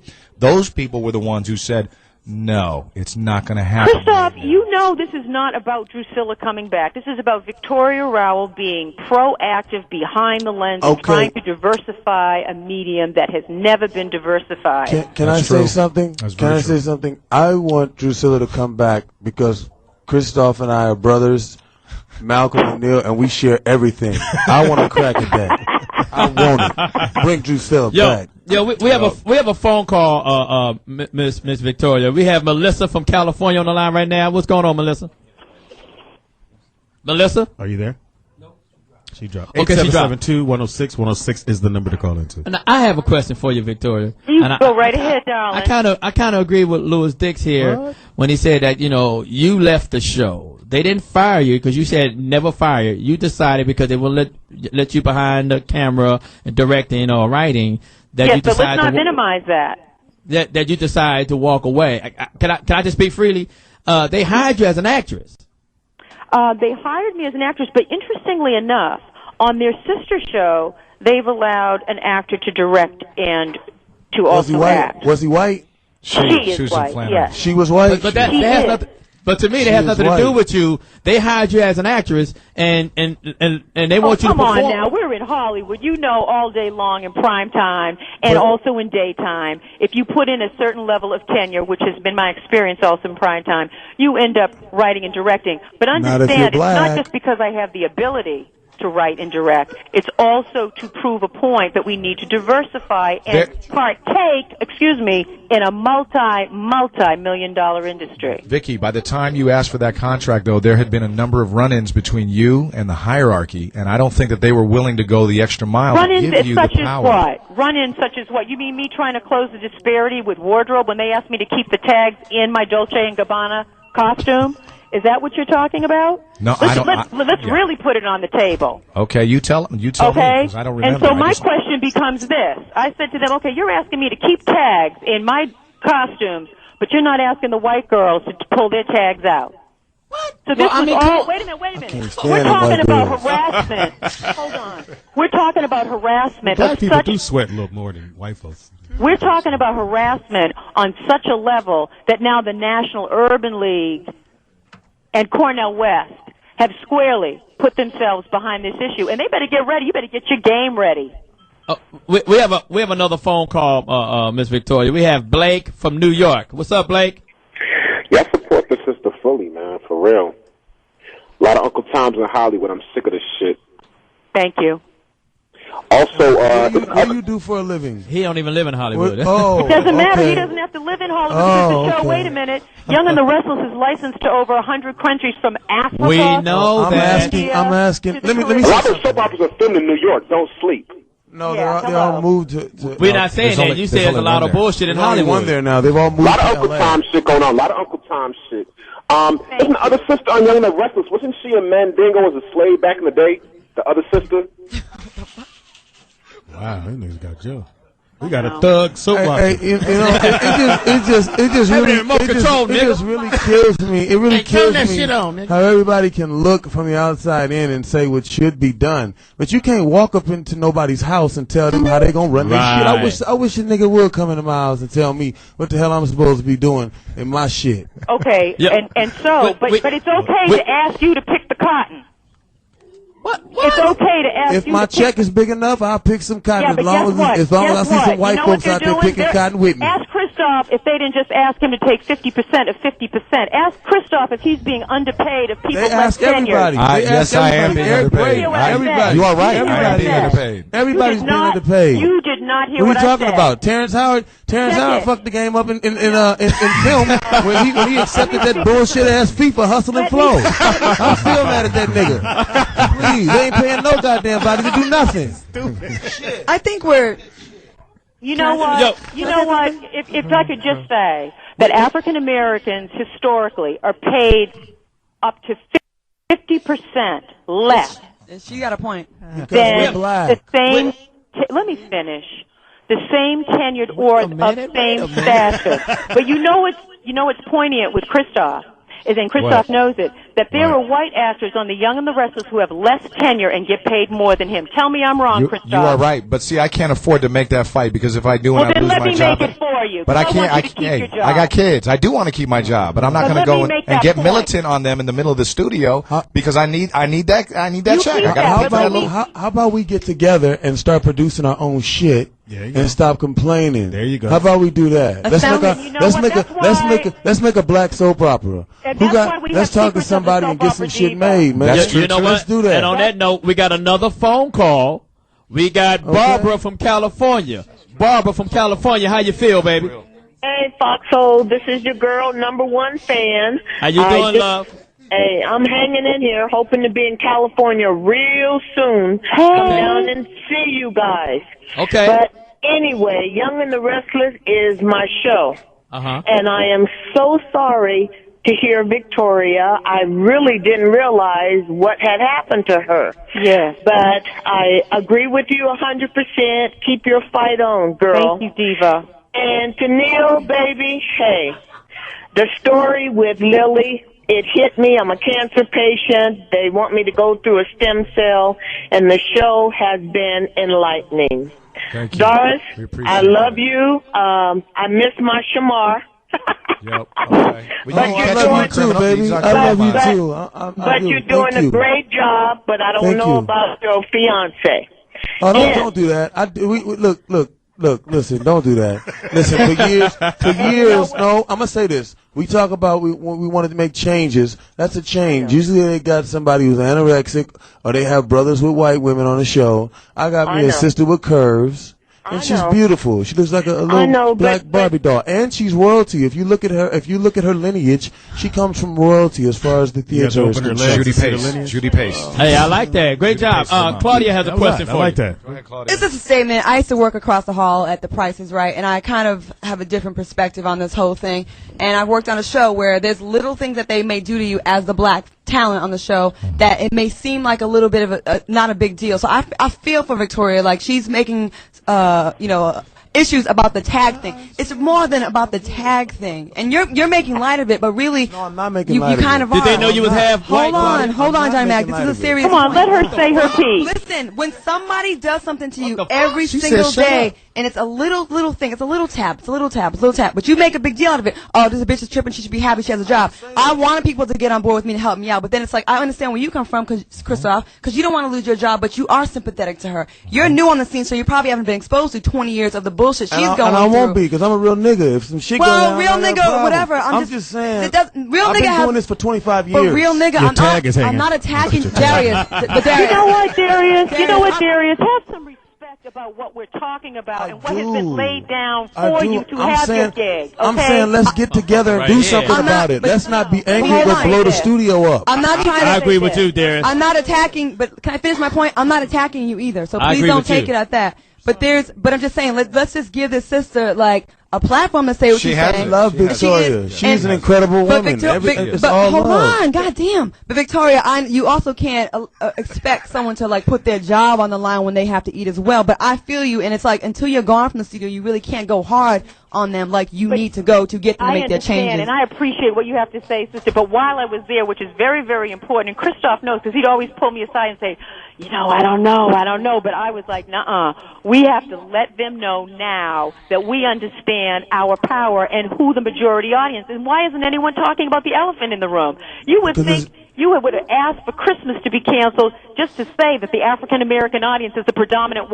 audience watching the Young and the Restless. It's difficult to win a gunfight when you got a knife, baby. Hey, Lou Dix has a question. You know what? I don't see it that way. You know why? Because I know the lineage of daytime that I participate in. I know the shoulders I'm standing on because not only is it Kristoff and I in daytime, but James Earl Jones, Cicely Tyson, Ruby Dee, Ellen Hawley, Morgan Freeman, Angela Bassett, Billy D. Williams. Don't get me started. All these people were in daytime. You already started. Hey, Lou Dix has a question. All these people were in daytime. Listen, Lou Dix. Listen, I hear Victoria and Claudia's point, but to my point is, I hear this victim. You got to keep in mind that African American men have the same thing that we have to deal with when we go into this environment.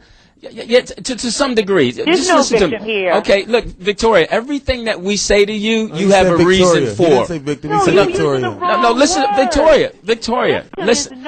Okay, Victoria, this is what I'm saying.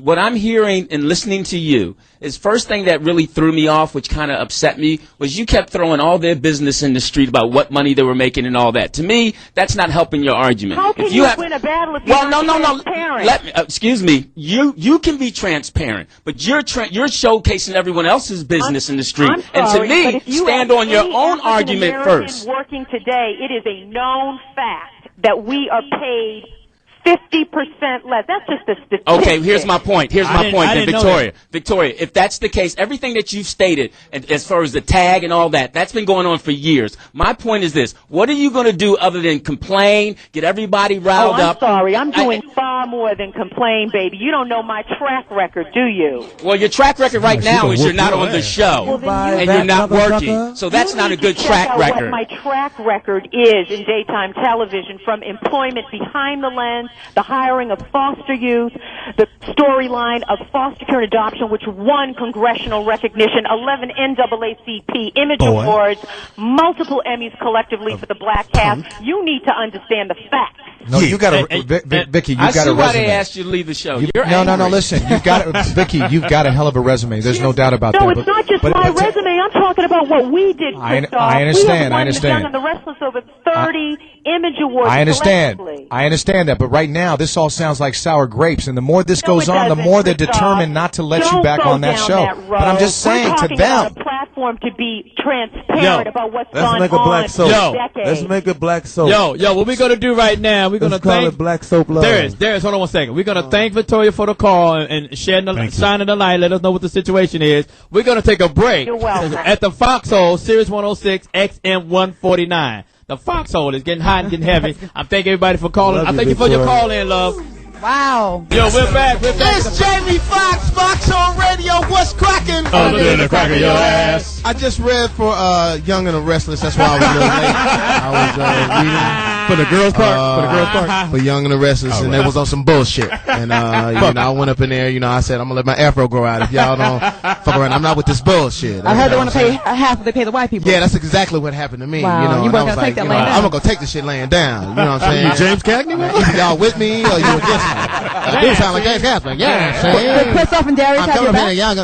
No, Kristoff and Darius didn't have my back. They're a bunch of Uncle Toms. I really didn't expect that from Darius because he's very dark-skinned. I don't understand and that. he's new to the game. Yeah, he's new to the game, so they didn't have my back, because I had a whole plot where me and his white babe, we sort of get into it. I slash her up. You going to a coma. Then I end up in the Ford white Bronco. They said they didn't like that. They didn't like that angle. I'm like, why? That's not original? What are you talking about? So anyway, but Kristoff and Darius has, with the tail between their legs, left me hanging. I thought it was a great plot. You know what I'm saying? Sounds familiar too. A little familiar, but that. Then I had this one plot where I'm a rapper. I said I'm a rapper. Right. This country white girl, she goes on stage, she's about to receive a award, and I come up and forearm shiver her from the back and say, "Bitch, Beyonce should have won that." And they was like, "Nah, we don't want to go down that road." And then of course Kristoff and Darius did the deals in the back room. They said, Jamie's basically a nigger. Right. So I was like, it's fucked up. I'm just trying to get on Young and the Restless. So Jamie, that's a great storyline. Who did you read for in the room? Were there any black people in the room? There was no black people in the room. Figures. There was one black dude that I thought was, had some. You don't want to throw the coffee on your shirt? No, I had. What is that, Jamie? What are those spots? I was watching some videos earlier, and we got a special guest today too to make you understand what videos I was watching.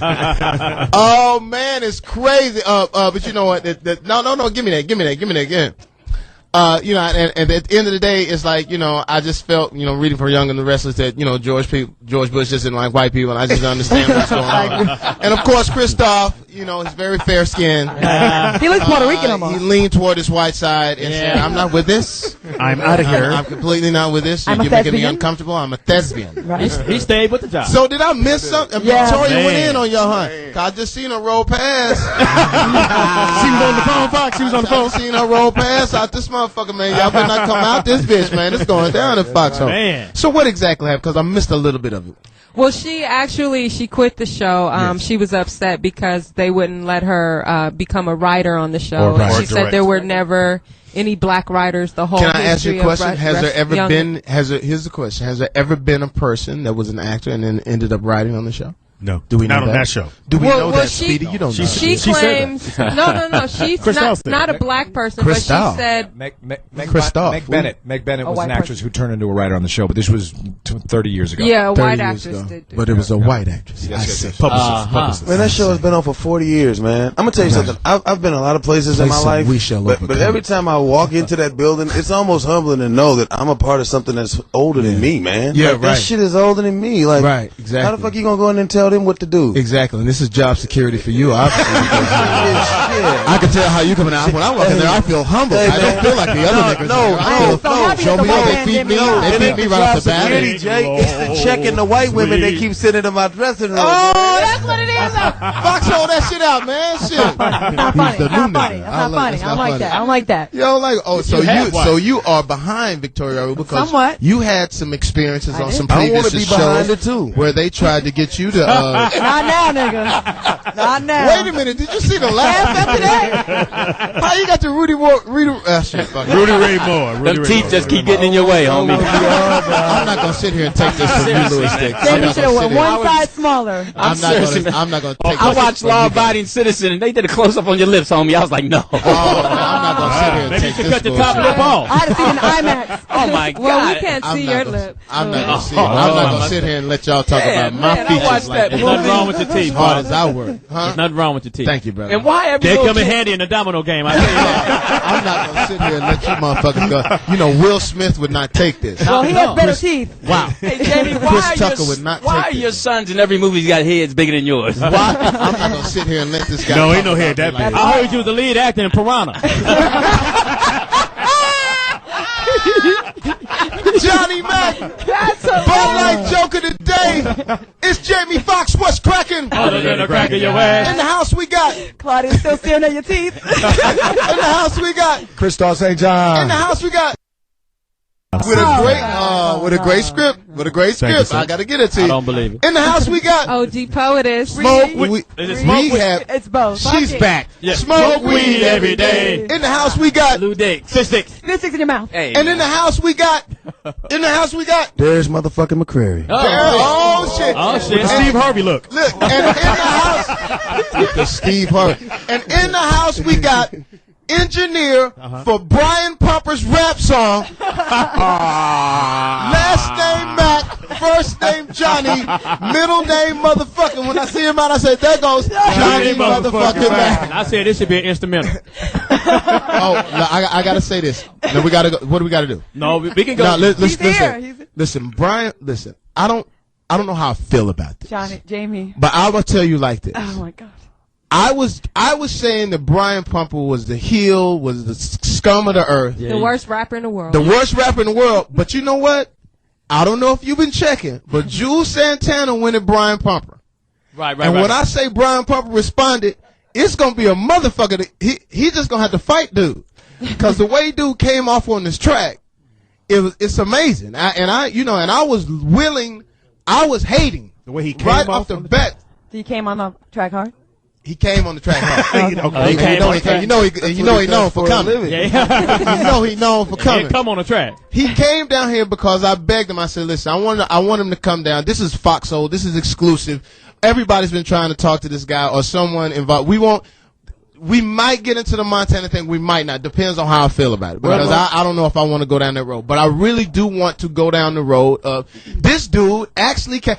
Look, and I have other aspiring rappers listen to it. Say, man, let me hear this bullshit. Right. You know how they always say, let me hear this bullshit. And do we have it? Yeah, I think he has it. Well, he has it. He has it in his hand. Let's bring it in. And I think you've been doing dips. You've been doing push-ups in the other room. You've been doing dips and push-ups in the other room. I want to see Lawrence Fishburne's daughter. Oh, man, slow down. Slow down. No, she's talented. No. Hey, man, you sound like you on heroin or something. Again, you're hilarious. Again. Hey, don't go. This is my buddy. We've gone down some roads before. I'm sure you have. It's been pretty tough. Down to the get little back. white road. Yeah, we've been down a few little white roads. So, that's the other thing too. Shout out to my man Soldier Boy. Soldier Boy, tell him. Oh my God. Listen, first of all, Stupid boy swag. this right here is my Coke. swag. No. Oh, Claudia is hilarious. Here's the thing. I want Soldier Boy to keep his head up because I believe that it was a setup.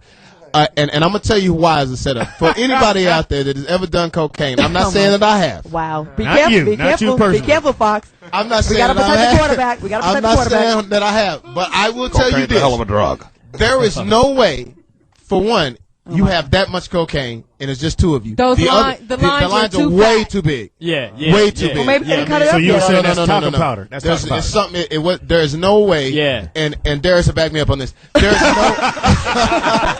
Cocaine's a hell of a drug. There is no way you make a line that fucking big. Right. No way. So that's some bullshit. You're trying to stop your heart. Yeah, unless you're trying to actually go to ER right there. Well, Darius, what was the thickest line you've ever done? Oh no! Her name was Vanessa. This nigga's You off look the like you got chain. an album out. Look at that nigga. So Jamie, let's back it up a little bit for the That nigga belt listeners buckle. that don't know the story. The story is Cat Stacks, and I'm not. I guess Cat Stacks now is the new Stefan McCrary. hilarious. Super McCrary. No, Corinne Steffen. No, the new Good Pussy is The his new- name. He renamed his wife Miss Good Pussy. Good Pussy. Yeah, That's your wife? You're a Miss Good horrible Pussy. husband. You're Yeah. That's a horrible. great husband. No, I'm not. That's a great husband. I'm He not let me Your know. wife. Well, I'm working on my third divorce, baby. What do you want from me? I don't Yeah. know. A little This nigga's a real star. This is the Hollywood shit. He going through shit. Yeah. This nigga got all kinds of shit going on. Divorce, drugs, rehab. No rehab. Rehab is for quitters now. Look at this nigga. What is this? What is that? Look, rehab is for quitters. Every time he say something, he throw it on back. Darius, are you high or drunk right now? I don't like, baby. I had wheatgrass. I had coconut water. I didn't have spirulina, Corella. I done had it all, baby. That's what I'm saying. I love it right now. Please get the camera on this. One of these days, me and you will party together. We won't invite any of them. Please. They might not understand what the curriculum is. So Fox, continue with That's my job. So what happens is this. Let me get focused. Cat Stacks really don't. Cat Stacks really don't. She ends up, I guess, coercing. That's not a word. Coercing. Or confusing Soulja Boy into going out and picking her up or whatever like that. And I understand she's the new vamp on the block. And she gets with him and she says she's videoing herself in the hotel. Yeah. And then there's this weird thing of where she goes into the dining room, which is weird, and there's food there because I know whenever I jolly, I'm really not hungry. Yeah. So that's the first mistake. It's like I'm not hungry.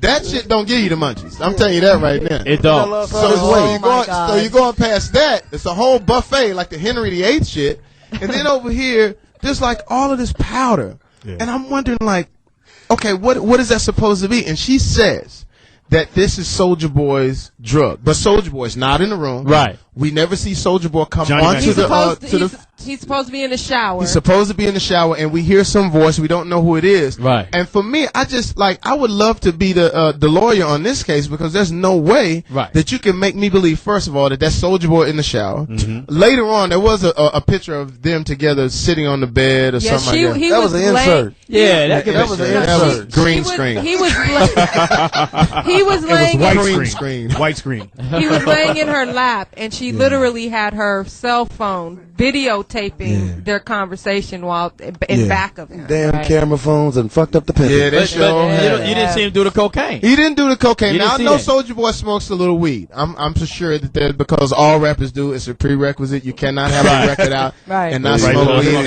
As Poetess blushes right now. She just started doing. She's doing uncomfortable shit. And she tying up her drawstring. Yeah. So the thing is that I don't believe that was cocaine. It was too much. The lines were too fat, and Johnny Mack will attest to this because he sold drugs for many a year. Wow. About 9, 10. He knows exactly what's going on right now. How much was that on the table? Way to go, Victoria.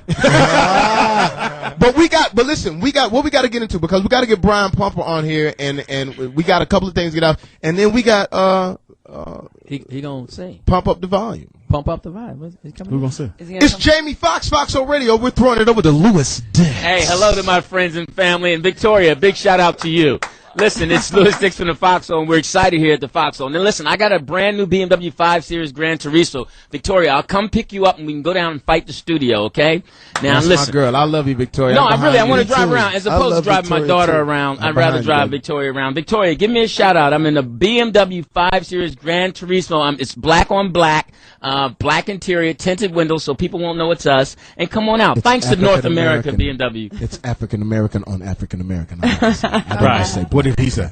He said black on black. African-American on African-American. BMW, the best car, the ultimate driving machine. Make sure you get it. Thank you, Louis Dix. We're going to head right over to Poetess. Yeah, we wanted to send a shout-out to Kamala Harris because her opponent, Stephen Cooley, has been putting some bad press out there on her, saying that she's a radical and she represents a tremendous threat to public safety. But it's not true because she's done a lot with. I don't understand this. The mudslinging. What I don't understand is this. Why does it become radical? What exactly is she doing? Let's just cut through Let's cut through it. I think it's just. Is she saying that if she's black, somehow she's going to turn into a Black Pantherist? She's going to all of a sudden. She's going to all of a sudden. Rally the African Americans to take over the white people. Let me tell every white person in the world this.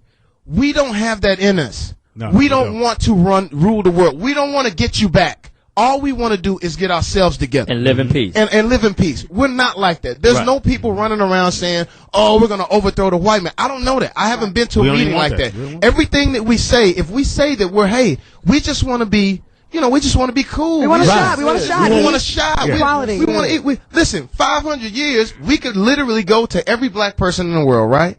And say 500 years, this, that, and the other happened to us, right? Right. And we could generate the hate very easily. Right. But we don't do that because all we really want to do is just have everybody be equal, have everybody live in harmony. Right. I don't understand the radical thing. What exactly are they saying? Well, she's been tough on crime. Her priorities are to keep neighborhoods safe. Yes. She goes after predatory lenders. Yes. And she's also in support of President Obama's health care reform, which Steve Cooley is trying to repeal. That's the reform. where it is. Steve Cooley doesn't think that everybody in America should be allowed to have basic health care. Right. Maybe we should ask Cooley to come and Miss Harris to come on the show. We can have us a nice little debate on the Foxxhole. Little debate and let's talk about issues. Yes. Let's talk about things like this. If this country is willing, and God bless our soldiers over there, God bless all of the people that are out there fighting abroad. Right. If this country is willing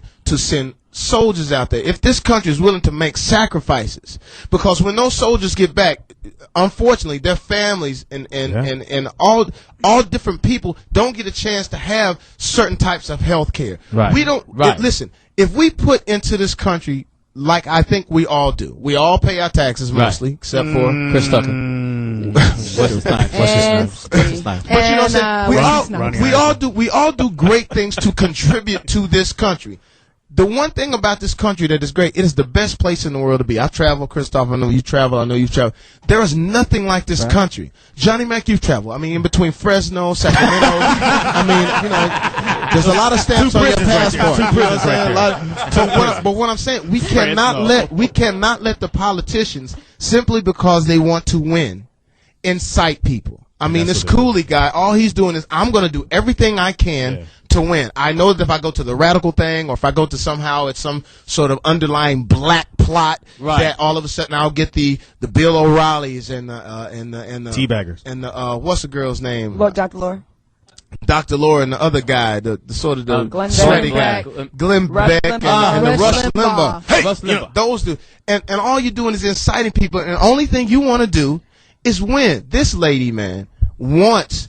I mean, think about it. This lady puts away criminals. Right. Johnny Mack. What are most of the time when you look at the criminals that she's having to deal with, most of the times they are minorities. What she did was she says, I'm going to put them away. I'm not going to be soft on them. Right. But at the same time, I'm going to develop a program to help them so that they don't have to come down this road again. That's great, because you know what that does, Mr. Cooley? That keeps you safe. Right. Because what she does, he says, I'm not going to turn this guy into a career criminal. I'm going to say, yeah, you did this, that, and the other. You have to pay for that. But once you get out, I'm going to make sure that you don't go up into somebody's home, make sure you don't go up into somebody's establishment and have to rob or do whatever you've been doing because she actually cares. That's all I'm saying. Well, there's probably a reason why he's going so hard against her, because I did some research on this guy. I'm glad you did. Well, yeah.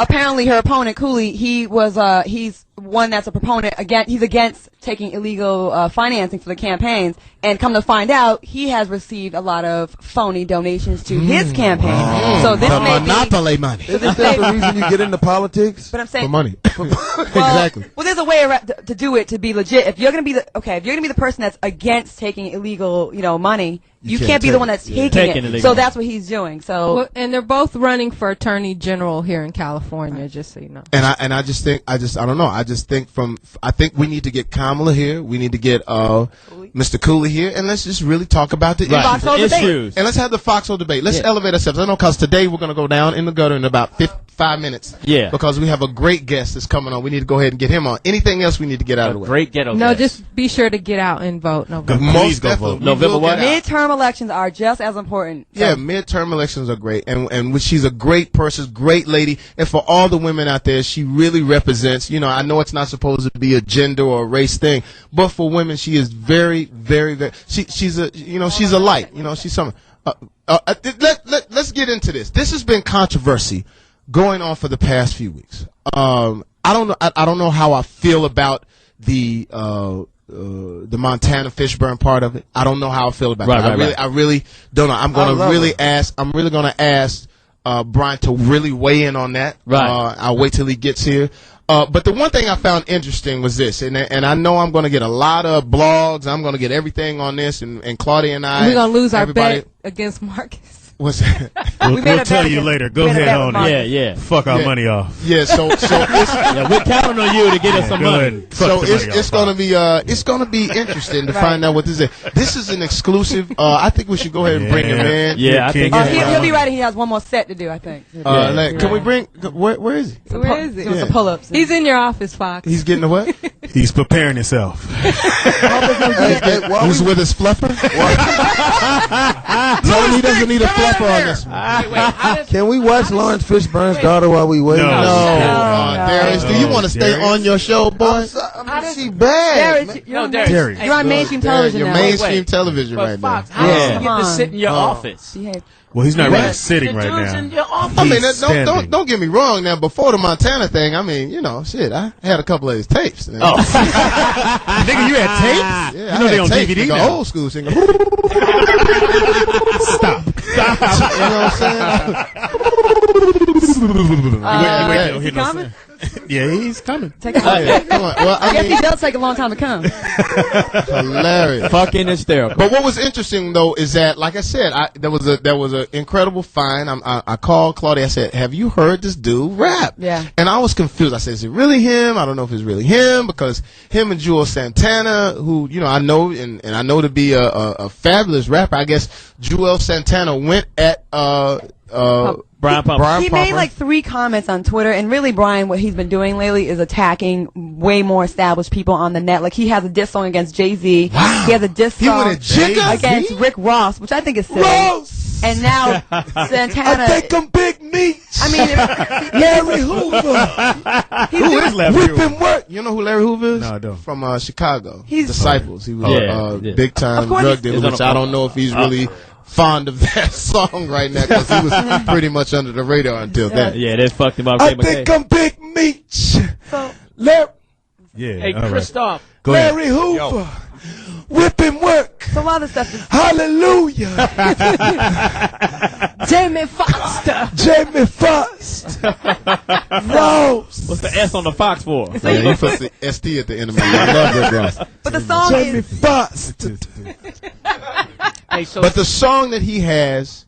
It's his best song so far. He really went in. He's going to play his songs. Jewel's got to come off. No, Jewel's got to come off. I mean, he got to do something. He got to come off. I mean, because as hip hop goes, I mean, you can't let the porn dude get one off on you. Bust one on you. There's no way. Can't let lotion get one on you. Can't bust up on your glass. So it's did you say bust on your glass? Oh yeah, I'm sorry, that was me.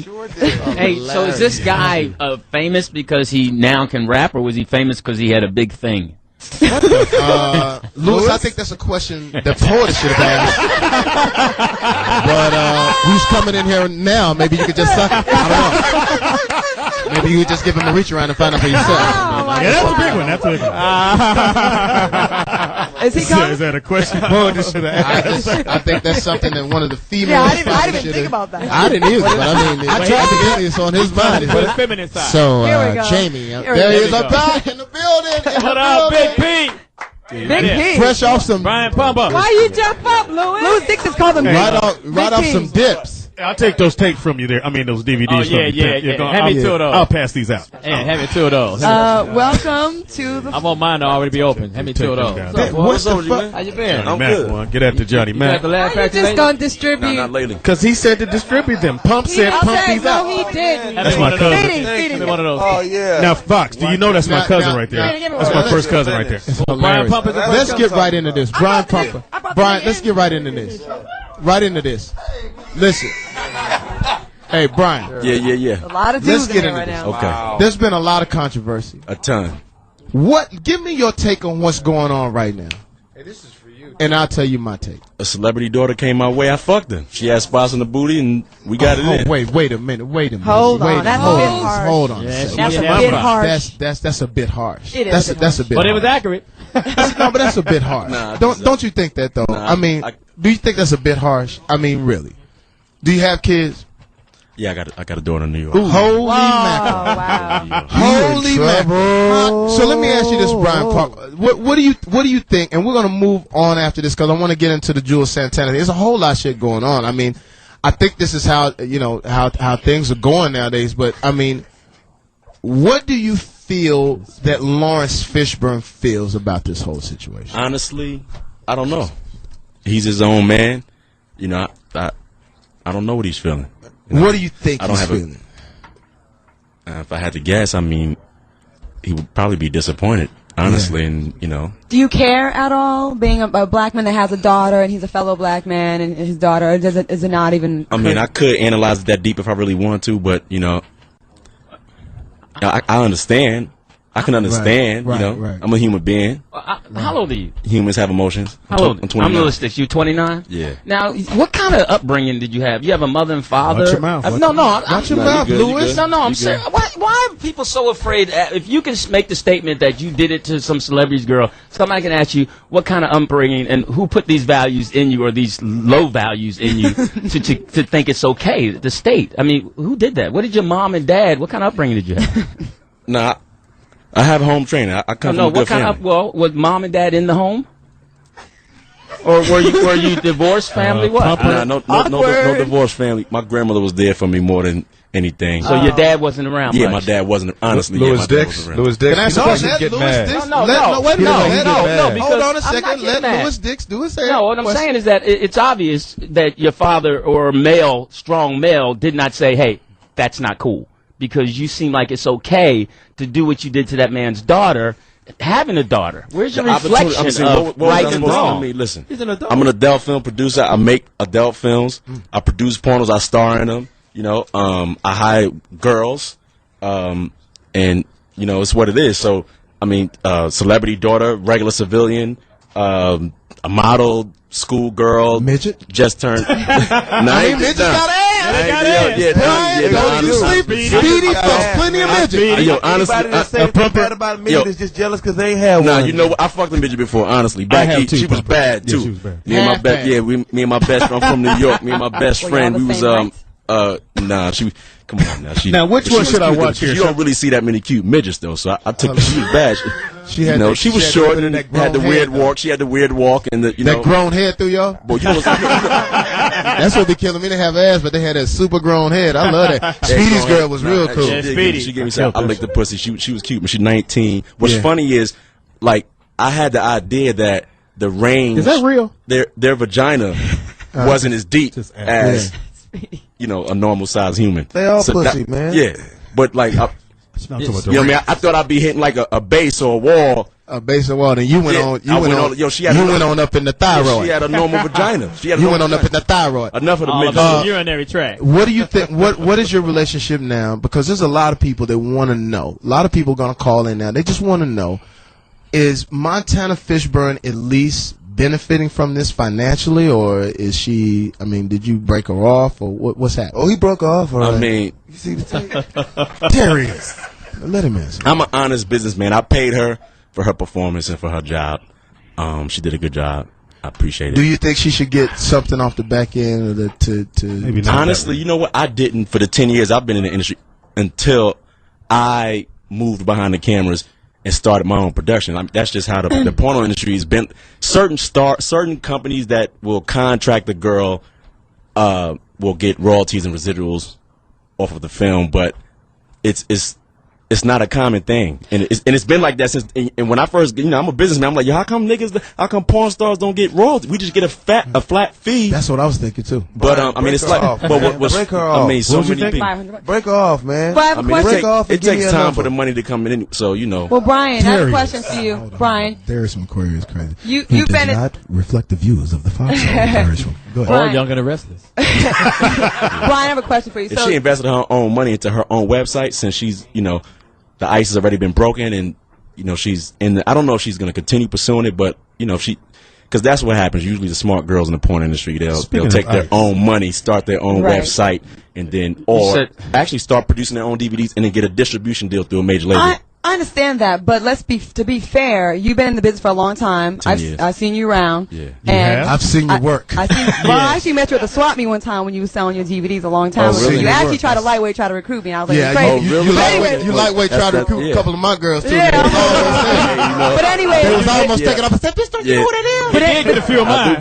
Go on over there and keep the camera. But anyways, but in all seriousness, you said for yourself. Keep the camera running. That's a compliment to you. I only try to No, recruit it's pretty not. girls, gorgeous women. It's not. But you were. I respect you, good morals. I know it's not your style. It's You not- would never. It's all good. Well, especially we met in a swap meet like She'll that. never But do it anyways, again. no. But listen, my question to you is, I What's your understand what 40 you're time? saying about the whole, about how the business goes. But to be honest, until this whole thing came with Montana, like this is the most attention you've gotten, and this is actually That's putting true. your name out there. So it's like, That's don't true. you think out of like Just maybe out good of faith? love, or, Not just good- give not us, out of love, but break this off is- some more money or something like. What's the deal with her and Vivid? Vivid paid us something, but So that wasn't your deal. Vivid wasn't. I your heard she deal. got $25,000 from something Vivid. like.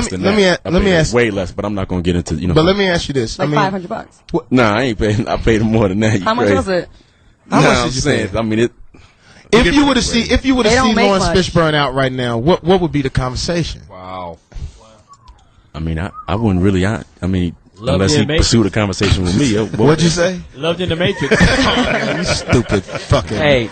The Foxxhole is the. Hey, fucking you started when you were 19 having 19, sex. So are you It's afraid always been a that- dream. It's But always wait, been a dream of mine since my last year of high school to become a porno star. Before the rapping, before I what even- about HIV and nasty everybody stuff? get tested when we go on set. Right. You know what? But wait, I'm having a hard time. What about a little chlamydia there? I mean, that's common. Chlamydia is a little That's clown. happened I mean. in the past. Yeah. People get that in high school. High school sweethearts. Yeah, so I know couple, that's your job. couple of That's- antibiotic pills is gone. It's done. Tell Oh, they me, get tell that me- in April. Tell me you're not married, right? No, I'm not married. Now you have one daughter. I don't How think old is your daughter? Hey, boy. She's 11. Yeah. So now, what are you going to tell her? I mean, you can't sit down and have a candid conversation and say, you can't do this. Because you reap what you sow.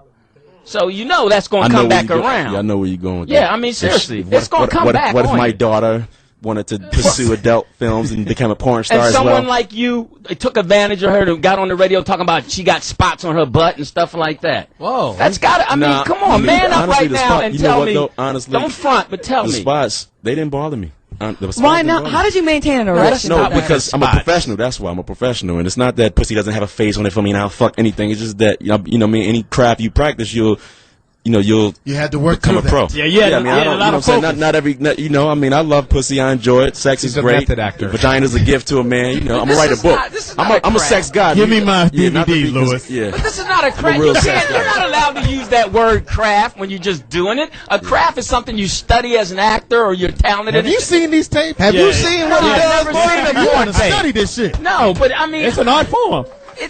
I mean, It's an art form. What do you really want to accomplish in your life that means Oscar? something? Music is my second passion. I'm actually passionate equally about both of them. I want to The keep my music. porn career going and really He wants an Emmy for these. That's Yeah, what- Let me ask you this. Let me ask you this. Or Emily. First of all, it's Jamie Foxx, Foxxhole Radio. What's cracking? Oh, the crack in your We ass. are here live. This is an exclusive, Brian Pumper. We're getting into it now. I was a fan. I've been a fan of yours. You have? Oh, yeah. I've seen you out. We partied. We did the I whole ain't been thing. to the house party. I heard about It's the all house. I heard good, they crazy. We had a couple of porn stars there. You weren't there, but a couple of porn stars were there, and it was Man. it was a different party. That's a porn star. But I'm torn. I really am. I'm torn in the fact that shit. I mean, it's somebody that we know. I feel what you're saying. I mean, I understand that. The opportunity just but came. I was disappointed. I was conflicted. I mean, it was a lot of things.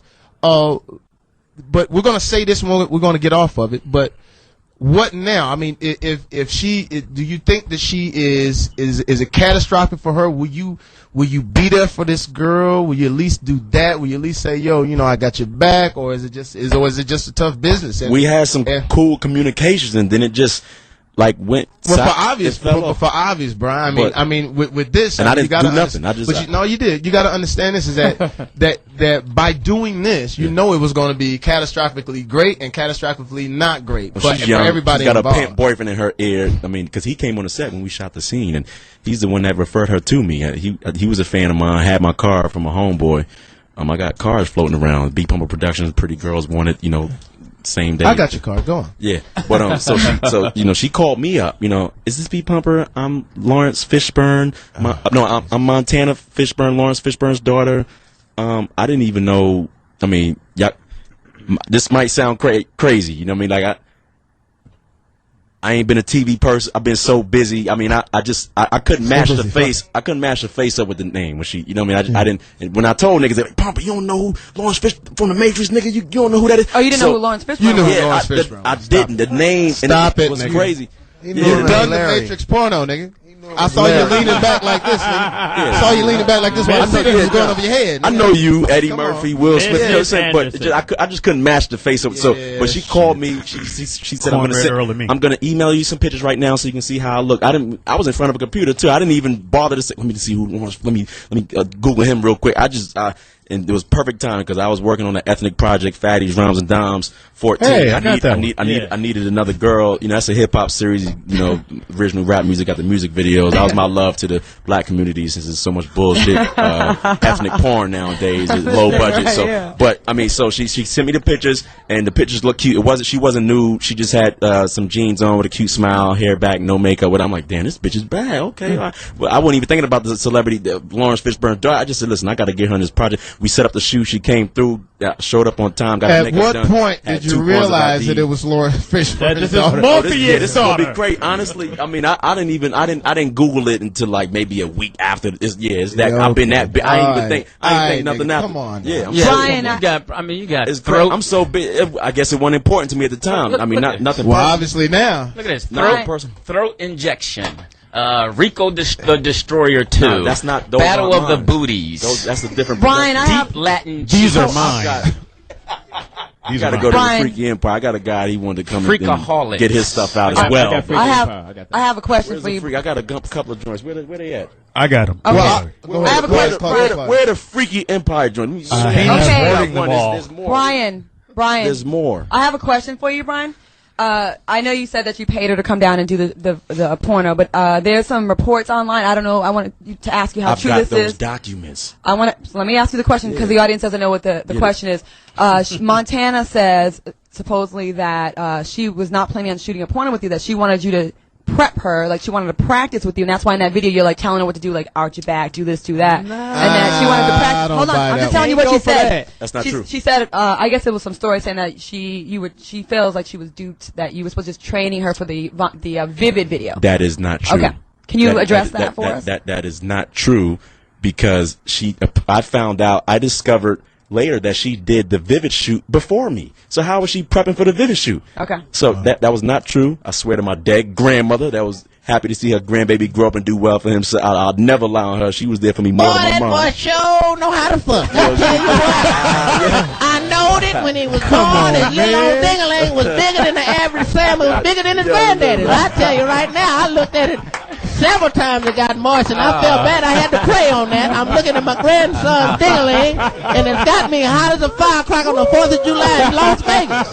I'm going to tell you right now, that's hot as 4th of July in Las Vegas. I tell you, his ding-a-ling is something stellar. I always told him he was either going to get him into trouble or he was going to make a whole lot of money. I tell you what, the boy ding-a-ling is stellar. I tell you one time, I'm trying to chastise him. I think I'm grabbing him by his arm, and I done jacked the little nigga off. I swear to God.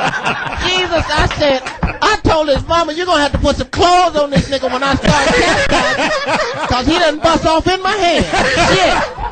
How was his first day of school, Grandma? It was terrible. It was terrible. What happened? It was terrible. The lady told him. The lady told my little grandson come up there and use his ruler because you know it was geometry. He pulled his dang-a-lang out. What happened in PE? What happened in PE? Well, he goes up there to play baseball. He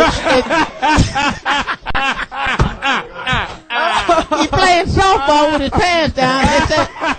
They said, boy, where you get that bat from? I said, shit, I knowed it. I know since he was a little fella that his dang-a-lang was going to get him into great great trouble or great success?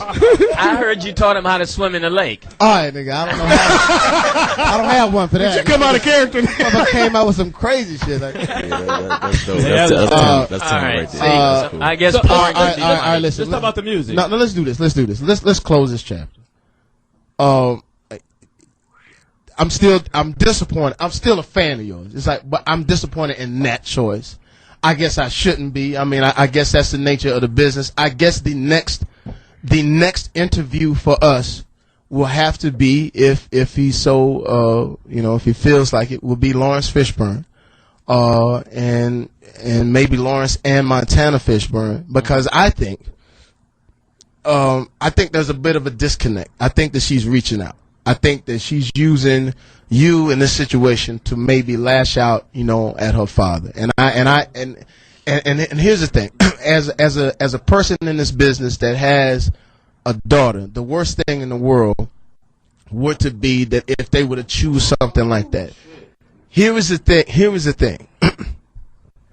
I don't know if it's true. I can't weigh in on it if it's true or not. But when he found out that his daughter had done these tapes, I think the wrong thing was to say, "I'm no longer your dad." Your dad. I think that may have come from her. I'm not for sure. I would say this: that even if my daughter picked the most foulest thing in the world, which I'm, betting and hoping that she would never do that, right? I would still be there. I mean, I understand. After listening to you and talking to you, I understand what it is. I think it's foul. I don't think it's the best work you've done, because I've seen your work. But we'll move on from that. We're gonna take a break and we'll come back. And we'll get into what really made me call you down here, was the fact that I went on and said is the worst fucking rapper I ever heard. And then I go online and there's Jules Santana who went at you. And then I see the song, and since I'm internet man, so we pull the song up, and you really went in on the music. You really killed. And I'm sitting there I hit Claudia, I said, "Is this really this motherfucker this good?" Because after hearing it the second or third time, I put it in my rotation, and nigga, I'm at the crib. I just run. I done pop some rose, and I'm into it. So it's Jamie Foxx, Foxxhole Radio. What's cracking? We'll come back and we'll find out how it's going to be when you run into Jules Santana. We'll be back in a moment. King, you got a chance for 20.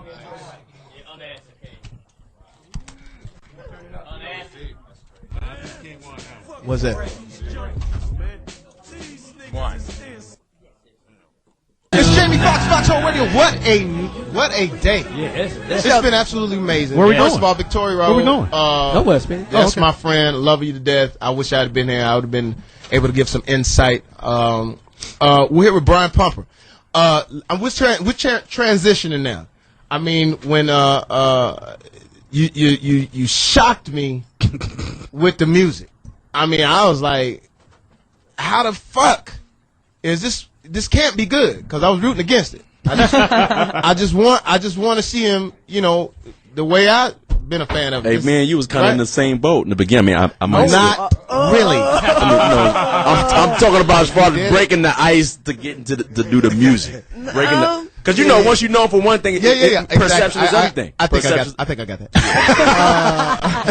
I thought you were saying I thought you were saying that I fuck mad bitches. But you're a talented motherfucker. You're talented. But here was the thing. It really now.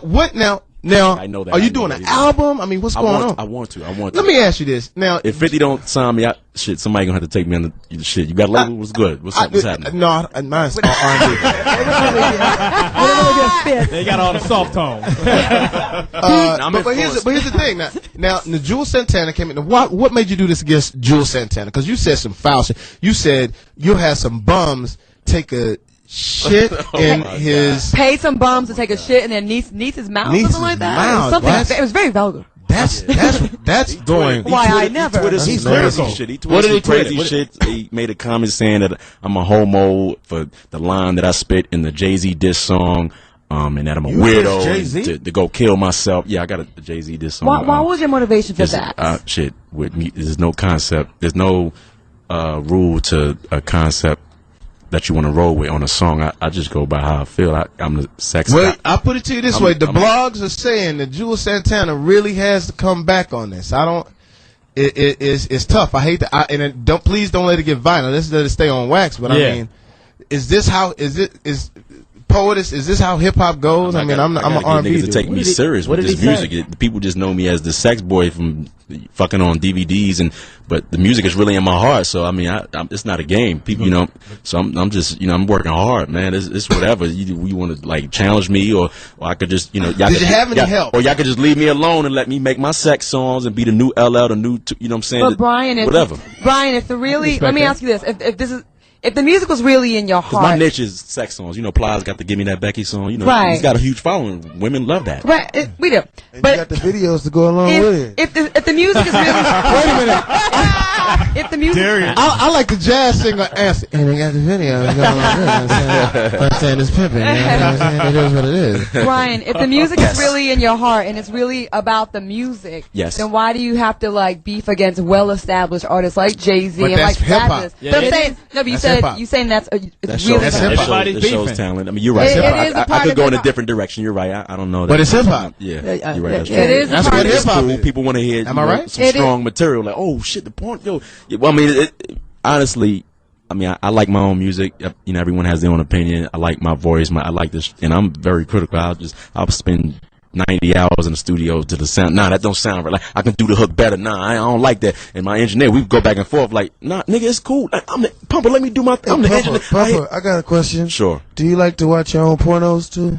I can't jack off to my own porno. Actually, I can if it's just a hot bitch. You gotta hold on, man. I gotta watch other people's shit. Where are you right now?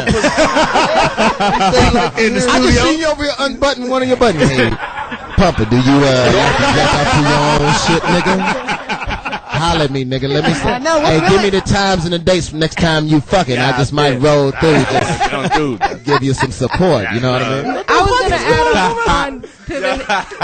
I was gonna add on to the hip hop. Foxxhole, baby. It's Foxxhole thing. Go ahead, Lou Dix. Hip hop. No, wait. Poetess. I was gonna say yes. Hip hop beefing, beefing back and forth is part of hip hop, but also it is a way that people make a name for themselves or try to get into the business. 50 went at everybody in the business and got a name. He said he killed everybody. I'm robbing everybody. Killed Ja Rule. He killed. Yeah, he crushed Ja Rule's career. So does this mean because this is not? Does this? What do you say? I can slow down. I don't have to keep doing the diss records. I really want to just make the ladies, man, just some nice club shit for people to dance to and just let it be known. The porn star crossed into mainstream rapping and habit. Let me just get in the rap game and fuck. Goddamn. Okay, I have a question. I have a question. What did Jules Santana say to you that started the whole? He just told you, Johnny Mack. No, he did. Yeah, I guess he Darius cut him off. I said a line in the Jay-Z diss song, get out of here. Something about his meat. Your sex game weak. You don't lick coochie right. You ain't packing no meat. So I guess his. And the Grammy goes to on Holy Records. I love it, man. You know what I'm saying? So he probably like, how could he talk about another man meat? You don't know what that's some gay shit. If I had to guess, that's probably what he's thinking. But nigga, I'll say what I want. Nigga, really, the shit sound hot, and ain't nobody else. Other niggas complimenting me on it. Yo, that shit was hard. You went in on that. I like the Jay-Z diss shit. Pumper, you crazy? So fuck, I got my own mind. I do what I want. Say what I want, nigga. What? And at the end of it, Pump, you really said something that was like. You was like, shit. You said niggas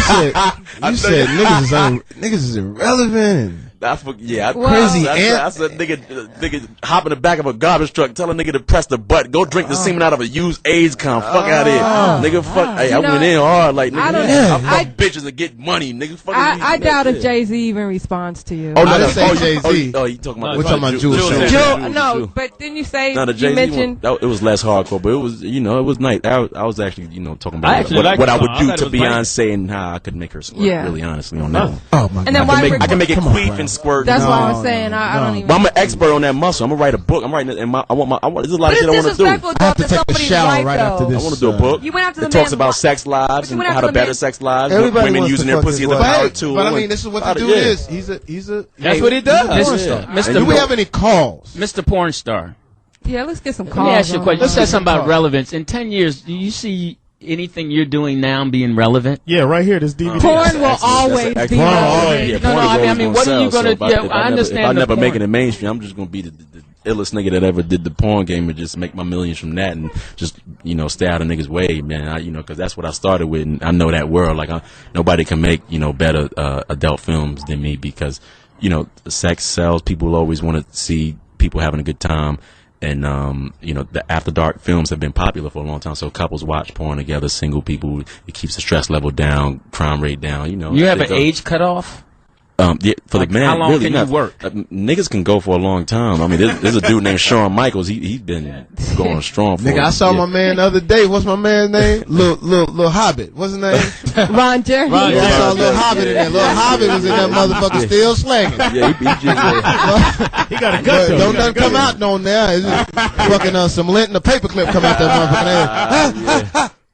I said, man, well, he's still my favorite though. Yeah, he's still doing it. He's still my favorite. Ron Jeremy's your favorite. Yeah, listen. Okay, you know what made him popular, right? You know what made him popular? Being an unattractive, fat, and hairy belly guy, fucking all the hot girls. And he has a huge penis. And niggas like him can relate to that. So his movie, you know, and his personality overpowers looks any day. So, you know, if you talk to some of the girls in the industry, yeah, Ron isn't that handsome, but he was really nice. He makes me feel comfortable on the set. I'll work with him any day. So, yeah, you know, that's how that. Ron Jeremy. Sounds like me. Hilarious. Who else? Mr. Marcus. Mr. Marcus. Lexington Steele. Yeah. Mandingo's on the come up. Julian St. He a little bit more. Johnny Depp. Yeah, he don't have as much. He could be bigger than Johnny Flash. What you need to help him out. Mack. Who? Mandingo? Yeah, you need to help him out because you should be more business. He could be that dude. Could be so. He don't. Yeah, be so big. I do feel a little uncomfortable that I'm weighing in so knowledgeable on this. Nobody else is weighing in. Julian St. I'm gonna just back on up. You're on your own, Jamie. Yeah, I know you. The Foxxhole just left me out like y'all ain't niggas. They ain't never watched no porn before. Fuck it. Calvin from Cali on the phone, please save me. Foxxhole. What up, baby? Holla at me, man. Hey, I just want to tell B Pump, man, I like what you're doing. I think everything you're doing is dope, Chief. Keep your thing up. And but one thing, man, don't fuck with them ladies. He said, keep your thing up. Keep your thing up. Don't fuck with what? No pun intended. Don't fuck with the ladies. Hey, yo, Calvin, this is What up? called Foxxhole Fan Extreme. You got 15 seconds to say whatever's on your mind right now. Bam. I need a motherfucking job. Anybody on this Foxxhole panel is hiring anybody? Give me a shout out, man. Give me a holler. Let me in. I want to make some money right now. I think they're hiring black writers over at the Young and the Restless. Thanks, Kevin. We're going to go to AG from New York. AG. Hilarious. AG from New York. AG from New York. It's Jamie Foxx Radio. Weigh in on it, baby. Hey, what's up, y'all? I listen to y'all every Friday. Y'all guys is crazy as hell. This is my first time calling. I didn't know it was going to blow up like it did. But I'm sorry about what happened on Young and the Restless. The only reason I watch that show is because of black folks. I miss Miss Olivia, Drew, and that lady named. I used to watch Kristoff back when he was on Saturday morning TV. He don't remember that shit. And Mr. Darius, what happened to baby girl on Family Matters that jumped into porno? Is she still doing that? I'm proud of her. And Mr. Brian, I'm proud of her. She did a great job. She's talented. Brother man named Brian. Look, man, I ain't seen none of your work, but from what I'm hearing, I'd like to see some of it. And you was right. Pussy is the greatest thing ever given to man. And if God created something better than pussy, I swear He kept it for itself. Hey, make sure you get the book. Make sure you get the book. All right, AG in the building. Yo, we're gonna go straight to Gil from Virginia. Gil, Virginia, holla at me. Papa, man, all I want to know is Fab was going at you too. You gonna go at Fab? You know what, man? Shit, I might. Shit, you got to, dog. It depends on how I feel. You have to. I might go to the gym, hit some weight, like fuck that. I'm getting at this nigga too. So you know, or I might let it slide. It just depends, and that's how you're supposed to do what you want to do. Do you worry about your jaw being on the line? Your jaw? My job. Your jaw, like if you see these dudes out somewhere. Niggas can't fight. Niggas are thin. Yeah, I mean, I can handle myself. Yeah, okay. Brian, if niggas want to get ignorant, really, you know, but we're not even gonna go there. Yeah, we're not going. That's not gonna happen. Because that's how hip hop is. Right. Stay on wax. I have to ask you. There has been rumors about you being gay, doing gay porn. So why don't you just use this time to address that? People are blowing me up on Twitter, and you know, there's rumors about a lot of entertainers and stars. There are, and people. You can't stop that. People are always gonna talk crap. I'm 100% straight. Never did any gay porn, never will. Some people feel that you have to start with gay porn first in order to get in the straight. when I got into business, that's what turned me off right off the bat when I was putting my little application in. That's false. Dude put me in the room. I said, "Hey, where the bitches at?" It's you gotta start out here. Oh no, I'm cool. I'll give me a bus ticket. I'm on out here. Was that a him and him video? Shit, it was Shim and him. Mike from Atlanta, the ATL. Let's get it. Foxxhole Radio. What's up, Foxxhole? What's up? Be proper, man. Keep doing your thing. Man, I gotta say this. Thank you, sir. Why y'all treating this man like he doing something wrong? Like he's violating? Shut up, boy. I do what I want to do. Tell me what to do, nigga. You don't run this shit. Cut him off. Shit. Cut him off. You don't get on my goddamn radio and tell me what to do, boy. You get your ass out of here. Put him in the trash can. The trash truck and press the button. 404 now. Put your ass in the trash can and press the button. Press the button. Sean from Philly, 215. That was funny. Shut your mouth. That was funny. What's up? Sean, Philly, holler at me, baby. Hey, what's going on, bro? I just want to say, y'all got everything good, man, but y'all got to calm down. Yeah, I mean, leave my man alone with fucking Lawrence Fishburne wife. Yo, everybody is somebody's daughter.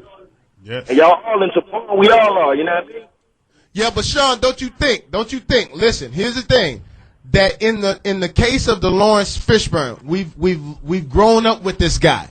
It is still disappointing. I don't care what you say. It is still disappointing to see someone's daughter doing porn, even if it is one of my favorite porn stars. That's my whole point. So I'm not gonna back up off of that. I mean, you know, we got him on the show. We give him a good look right now. And he understood it. He understood that. He understand that I'm against that part of it, but we still giving him a look. Understand? So I mean, I just don't want to be hypocritical about it. You know what I mean? Yeah, I'm not being hypocritical about it, because what the thing is like this. If it's something that affect me, I gotta say what I feel about it. You know, I just like how you feel just as strongly that it's somebody's daughter. You always forget. But right now, Sean, it's Fan Extreme on Foxxhole. You got 15 seconds to say whatever you want to, my man. He's gone. He left. He didn't have shit to say. Yeah, he prematurely. All right, Sean, we'll get back to you, man. We apologize for not getting to your whole comment. Esty? Yeah, this is Esty fun, from I'm coming back. STD? From LA or Louisiana? This nigga wrote L.A. What is that? Okay. Esty from LA, holla at me. Hey, I just want to say that he's not the predator. He's in a business, whatever art form he pursues. Right. Go all the way. Don't do what people want you to do, because trendy is not always quality. Because what? Trendy is not. Doing what's trendy is not what's quality. Esty, so, would you like to do porn? No. Me and my husband like to watch it.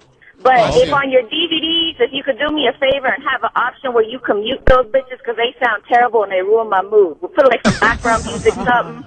Well, then we trying to see how you sound. How you sound? Well, that's you want to come do some audio for us? You want to come do some audio? You come down and do a little audio porn, like some little mouths and some eyes and some. No, that ain't it. Give her that don't hurt. I'll do voiceovers, but not for the video.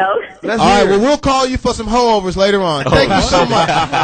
Thank you so much, Esty from LA. It's Jamie Foxx, Foxxhole Radio. What's cracking? Oh, they're not cracking your ass. You know what? This is amazing. You got a lot of fans out there. You know, I will stick to what I say. I think that the Montana Fishburne thing was foul, but like I said, you know, I've seen you out several times. I feel like I know you. I feel like I know your work. The music was what was really interesting about that. I hope that you will reach out to that girl and at least, you know, give us some support, because I understand that right now from some of the reports that we're seeing that it's a little crazy and a little hectic. I hope that we get Lawrence Fishburne in. I hope that we get Montana in. And you know what, man? I'm looking forward to this. I'm looking forward to your other movies with other girls. Just not her. Just not her and my daughter. It seems like everyone's benefiting from the situation except her. Yeah, and I want her to benefit from it too. I don't know how that did, but I don't know how that works out. I'm gonna leave it at this though. The music thing I'm really interested in. It will be interesting to see how if you do start doing battle raps. I just want to see how much you got in the gas tank. Right. When I say you unloaded on this, and you know Santana, I'm a huge fan of Jules Santana and Dipset and all those guys. So this will be interesting, but I hope that we keep this all in perspective. It's all wax. It's all fun. Brian Pumper, thank you for coming into the Foxxhole, man. It's the appreciate Lions it. Den, Sure. man. He really didn't 'Cause you come. know how He didn't come. Yeah, he helped. Freaky Speedy will make sure Empire. you do later on. And there's a couple of females that I want to get some information on that you have, I got some couple of movies that we're reading for. I gotta say this. It is official. It is official. What's that? It is official. What's that? Official. That after party is picked up. It's official that the sketch show after party is picked up on Fox. Shout out to Afion Crockett. Shout out to Marcus King. Shout out to Eric Tannenbaum. Shout out to Erica Ash. It's official. Samantha. We about to go in. Wow. We about to go in. They gonna let us do a sketch show. I knew something was special today. Your teeth were shining when you came in. It's like his teeth are bright. That nigga brushed his teeth before Michael. I think I'm Big Meats. So You have a good time, so Brian the show Pumper? is the show is on. Here's another thing too. We had a big meeting yesterday. A lot of great things are happening with the No Brainer brand. We shot in Sacramento. Everybody's calling about Sacramento. Right. And what that is, Foxxhole now Right. has a comic show that we will take out. We're going to take this show that you're listening to right now on the road. We will do the radio show in your city and then follow up with a wonderful stand-up comedy show hosted by none other than Speedy, who absolutely destroyed Johnny motherfucking Mack will get on stage. Louis Dix will be on stage. Poetess, Claudia, TDP, everybody was on stage. We had great comedians. Vince Noshana, Kevin Hart, who I'm still saying about his Vince Noshana killed also. Tony Roberts, who was a master. Coco Brown, who really turned into a star. Smokey turned into a star. We have Ron Artest as the host. What we're doing is, I won't give you the spill on the deal that we're about to make, but we will be taking this to network. We will be taking this to DVD. Here's the beautiful thing about it: breast cancer. We are raising money for breast cancer. We're raising money for the research. We met with a lot of ladies that were suffering from breast cancer in Sacramento. Really touched me. We are now, and Claudia is helping me with this, we are now going to take people who have been touched by breast cancer in some form or cancers by some form. We need to get a network where we will take, as opposed to us twittering about ourselves all the time, we will send you great messages of energy to let you to make your day, to encourage you. We've had great guests here today. Everything has been great. Poetess would like to say something. Yes, I just wanted to encourage everybody to check me out Monday on BET on My Mic Night. My Mic Sounds Nice, a documentary on women in hip hop. Oh, that's incredible. Beautiful. That's good incredible. job, Poetess. Good job. Great job. Listen, this Foxxhole thing is really turning into something. The Brian Pumper song is out on iTunes, right? Oh, it's not on Do It To Me Records? Brian, where can they find is that where they find it? Yeah, it's on iTunes. Okay. Do it to me. So just look up, what's the actual name of it? Just Google. I got a ton of I got the all and the the steam shade. out of the crow. Where do you actually, what's the name of the song? Which one? The Goo Santana song. Just give us your website to go to your shit. On that shit. On that shit. Yeah, but we can do freakyempire.com, chippyd.com. Just so we can find it. All right, let's get out of it. All right, it's Jamie Foxx, Foxxhole Radio. When I look to the right of me, I see my homies. I see everybody in the building. When I look to the left of me, I see Beverly Hills. I see nothing but opportunity. When I die, heaven better be off the chain. Because I'm having a ball. Foxxhole Radio, we out. Right. Iron Man.